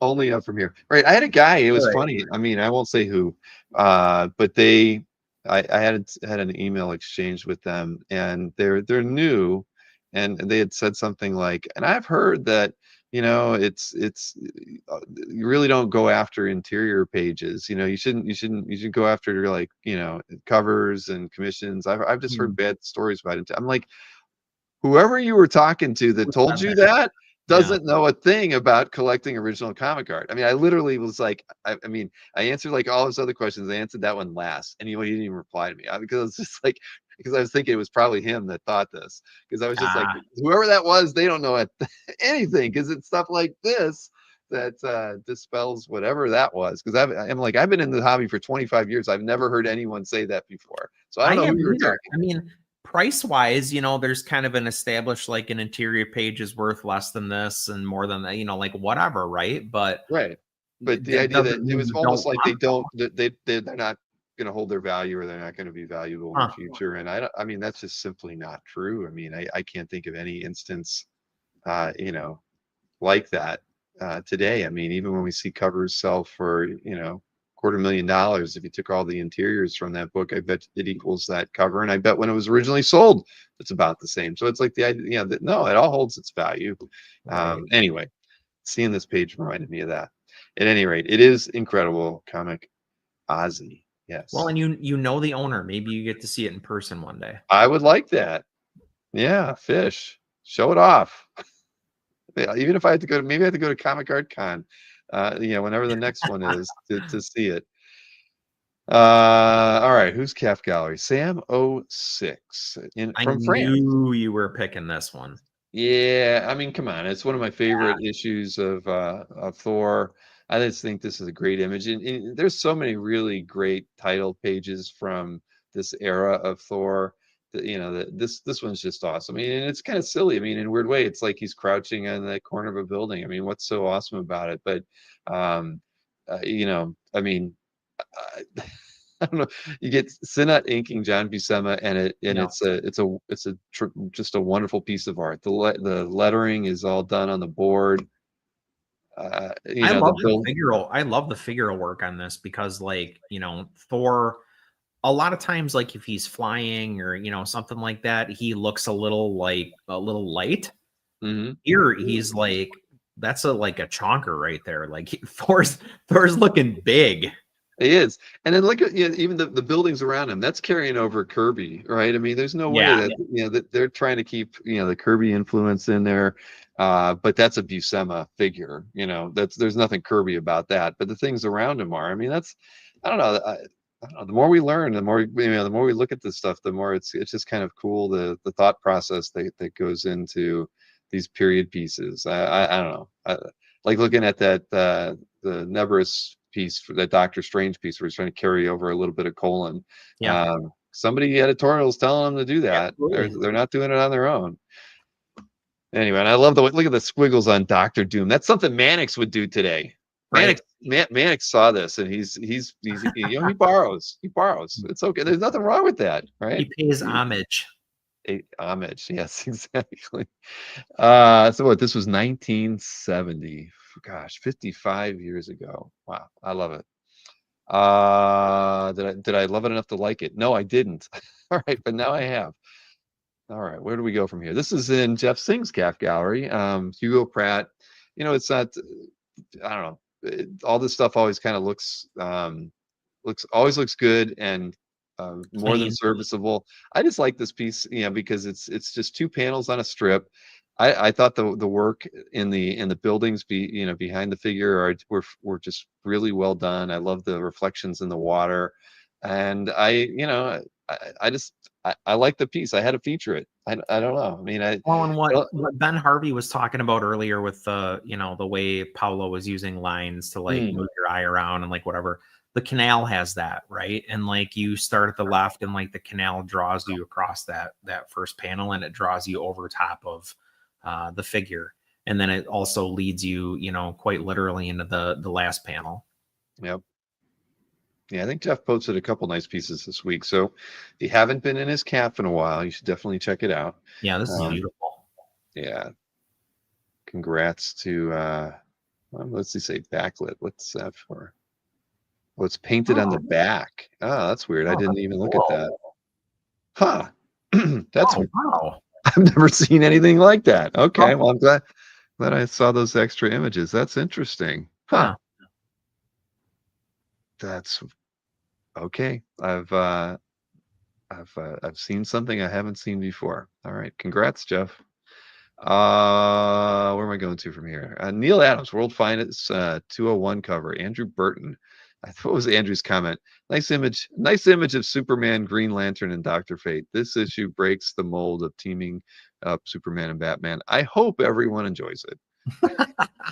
I think so. I mean, that's an come on. undersell. That's an undersell. I know. And I looked because I'm like, have I ever been in this guy's calf gallery before? And I don't think I have. But I looked at all the other pieces in their calf, and they're all freaking awesome. Yeah. So, I mean, come on, this is That's amazing. Any kind of face-off covers are always fun, but this one usually it's like weighted with the figure, like the larger figures at the bottom, and they kind of tear up like if it's a team battle. I love the fact that they're above the center line in this thing, and you've got whether that's you got the Earth down there and Dr. Fate. I just thought the composition was it threw me, and it's Adams. I mean, so it shouldn't surprise me, but I think this thing's gorgeous. It is, yeah, it is doing some like weird things compositionally for sure, but it kind of doesn't matter. Because like to your point, you're just looking at Superman and Green Lantern because he did such an amazing job of like creating that like dynamic tension. They're about to like literally slam into each other. So it kind of doesn't matter that like I can see from a weight perspective, a weight of the composition, because he had to get Earth in there. So like kind of where do you put Dr. Fate? Like you got this star field happening. So like it's not imbalanced necessarily, but it's difficult to counterbalance that just like the globe. Yeah. What does Mark say? You want the top to show up on the newsstand. Well, that's true. But yeah, I just thought it was awesome. And and the fact that it kind of like defied what I think are the norms for a cover like this. I would agree. He needs a better image for Calf. He does. I don't think he's a premium member, is he? Man, Andrew Burton, no. But again, if you check out Andrew's gallery, you'll be impressed. Yeah, there's a lot of great stuff in there. Like pieces that you were like, I always wondered who owned that. Right. Exactly. Hey. Okay. Dustin Weaver, artist on this one. Stephen David. Yeah, Bill. I like this one. I love all the little inset panels at the top. Yes. There's so much freaking detail packed into all of those. I mean, holy crap. I mean, I'm looking at it now. I was impressed the first time I saw it, and now I'm more impressed the second time. I mean, I'm seeing what's inside the drawer. I'm seeing all the filigree on this table. Yes. And what the heck? I mean, what is this guy thinking? How much can he cram in here? And again, this is a title page. I remember I mentioned I picked a couple of them, so this is the second one I picked. I mean, but the type is worked into like it's a sign on the top of that building. Isn't it crazy? Dustin Weaver is so good. Yeah. No, I mean, this is awesome. I'm so happy that Stephen got this one. I mean, it's gorgeous. I mean, it makes me want to have a piece of art by Dustin Weaver. When you should like this. I should. Yeah. Well, I love it. So you should go read his Shield book with Hickman. Okay, Shield with Hickman. I'm making a note. Okay. You will not believe the art in that book. I promise you. Yeah. No, well, this is great. Title building is a nice touch. It is, Jeff. It really is. Eisner likes says Marcus. Right. I mean, there's a lot going on here, but I mean but stylistically it feels it's so modern, right? His line work, his attention to detail. These aren't George Perez buildings, behind him. I mean, like we could get used to seeing. The lighting on them. I mean, there's a lot of. I mean, I love it. I mean, look at this. Like we were just looking at the Thor title page, right? With with where the buildings are just blocky. He's got like uplighting happening on the buildings and different things going on there. I mean, there's just the attention to detail is incredible on this piece. So yeah, Stephen, you did well. Then I had to pick this one, Peter David passing. There Yeah. was a lot of people who lamented, Peter's, you know, leaving this mortal coil, as I think Walt would normally say. But I wasn't reading comics back then, but clearly a lot of people in the '90s remember Peter David really well. I mean, even Jason threw up like 4 or 5 pieces that from his collection that Peter David had written. James posted this one, and he posted. If he didn't post other ones, he made mention of other pieces. So, yeah, I mean, I just felt like maybe I wouldn't have picked this cover otherwise, but it's like, well, I saw this and I saw the other stuff that Jason highlighted, and I thought, but James posted this one. I'm like, we're going with this one because the lighting on it's great. I mean, and what's Thor on not it. to love here? Right, exactly. Misconceptions too. Yeah. The only time I was a regular Hulk reader was during he and James says Dale I still would have picked it. All right, James, I probably would have picked it, but it made for a good graphic for the show. I can say that. Yeah. Definitely. But it's a redhead Thor. All right. I don't know. I wasn't reading during this Thor period. did have red hair, supposedly. Well, and it was true to life. Yeah. But Gary Frank, Cam Smith, it's a very nice cover. Congrats, James. A little baby Gary Frank. And like Wesley said, rest well, Peter David. Yeah, he definitely didn't have it easy the last few years. I so almost picked this. Yeah, I mean, it was the composition on this thing alone. I mean, Gil Kane. This is like Gil Kane's line work at his peak for me. But the composition on this piece is just like it's just out of this world. It's like it's a busy. So much. It is, but I could see Frazetta doing a composition like this. I could see I'm trying to think who else, but either way, I think I love it. I love the spears. It just helped kind of like guide you, into the main figures. But there's a depth to this piece that's achieved by That's just what it is, right? layering all the figures like this. Yeah. I mean, this guy's falling on top of them and their swords, and I mean, this is. I mean, the more I'm looking, it's breathtaking. Yeah. I mean, it's really, really, really well done. And I don't necessarily think or like Gil Kane's artwork too often, too much. He's not he's not in my top 50, but this piece is phenomenal. Yeah. I don't, whatever he was. This isn't anything that like I would typically think of him to do. You know what I mean? He's a great draftsman. He's a great life artist. This level of detail, this level of God, I don't know, just the mass that's in those figures, like all those figures is not Gil Kane to me. When I saw it, I was like, wow. It's like he was looking at a John Carter of Mars paperback cover and said, I'm going to rip it off. I'm going to do it because it's so freaking good. Yeah. Yeah. Marcus says, no surprise if Kirby isn't in my top 5. Only my top 5 X-Men. I've never said overall. Kirby would be in my top 5 overall. You did though. I think you put Werner Roth over Jack Kirby though, right? On X-Men, yeah. Oh, that's like a dagger in my ass. I know. I mean, I might have to rethink that one at the end of the day, but he's still not in my top 5 because Werner Roth was, I think, number 6, wasn't he? And then I had Kirby. So okay. On X-Men, that's just me I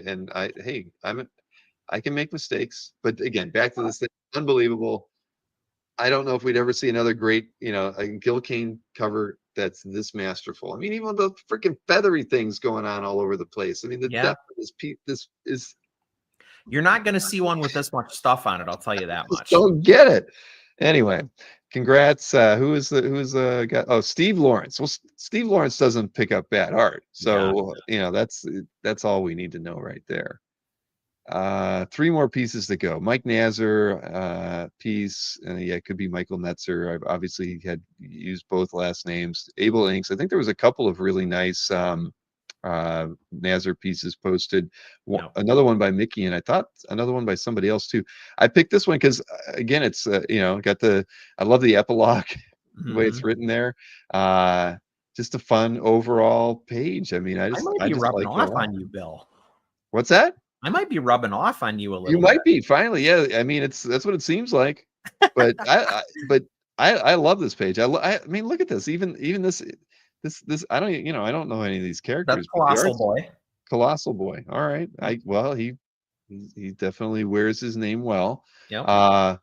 Yeah, I love it. I love whatever this explosion is. It's like it's I don't want to say it's I don't know. It almost It's feels got like this magic. yeah, there's something about it. I mean, Mhm. I'd hate to see how it was colored because I love it in black and white, but Good point. this is a gorgeous page. And the other page that Mickey posted for sure by Nazar was just as good too. So, but I picked this one because of the epilogue. I love the lettering on it. And Well, and such a fun way to play with scale. mm, Because Colossal Boy is so huge, and then you start to see like, oh, he's like crouching down in the city. It looks like just some technology around him, but then you realize, oh no, those are huge buildings. right, and ships or whatever behind him probably. Yep. Yeah. No, this is an awesome page. Really, I really like this one a lot. So congrats, Mickey. Just another awesome page added to your collection. Yep. Like so many others.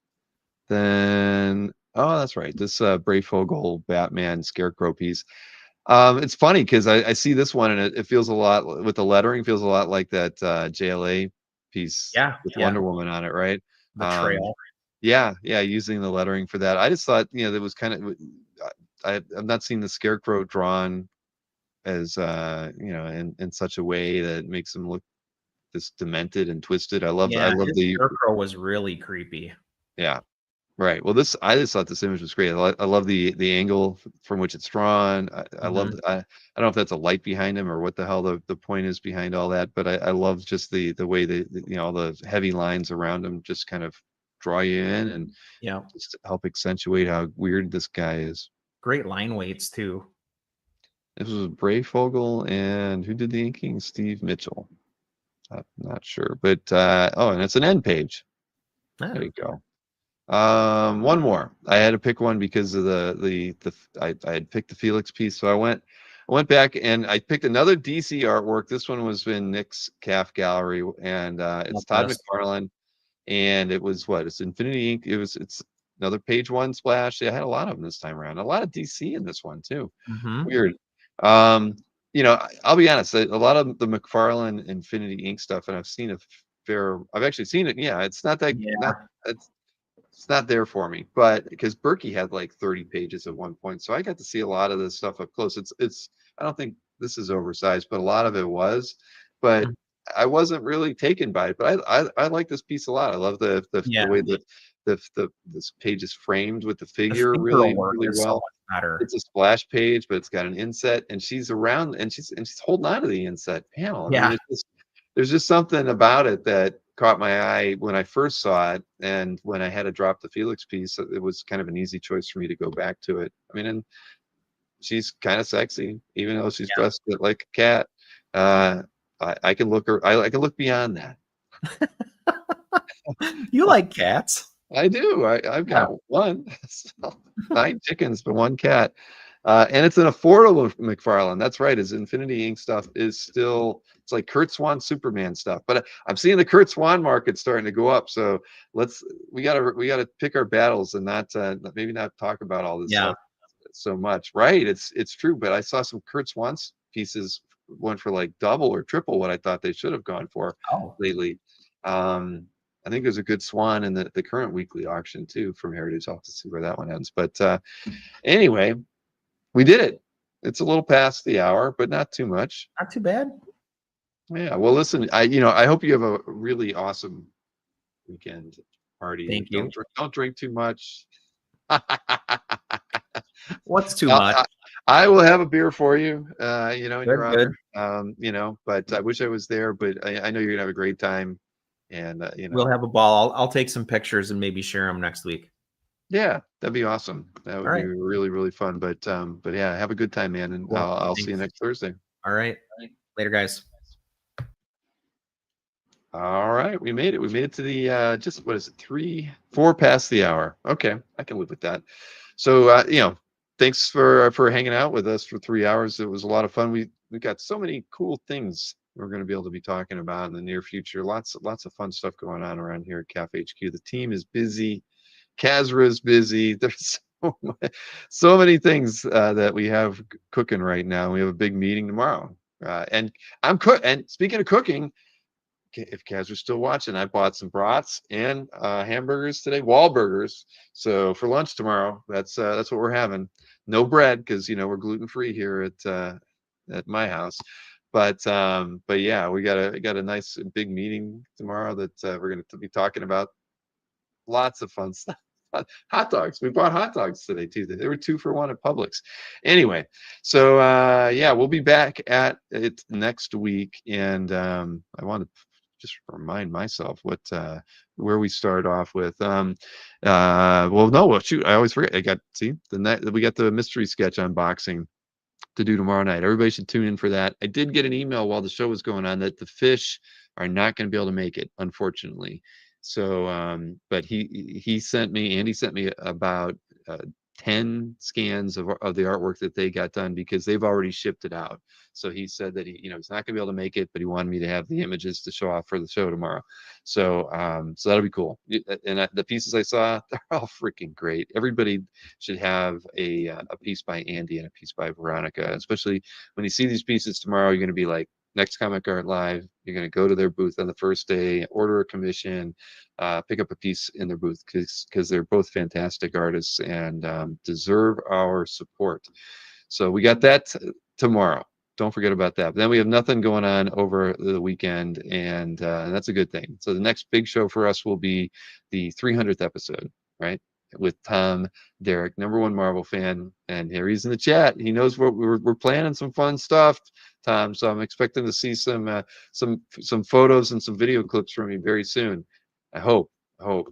But everybody, you have a wonderful evening. If you see Walt Simonson on Facebook, thank him for joining us this evening. Hopefully, we can get him back on the channel sometime. He's got a lot to say about his work, and I could listen to him talk for hours. He's just one of those guys who um, I've always admired, and it's not just because of his run on Thor, but he's just a genuine, likable guy. And have you ever heard anybody ever say something negative about Walt?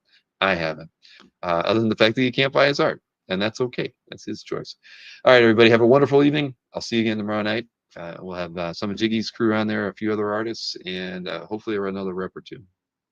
9 o'clock. All right. Good night.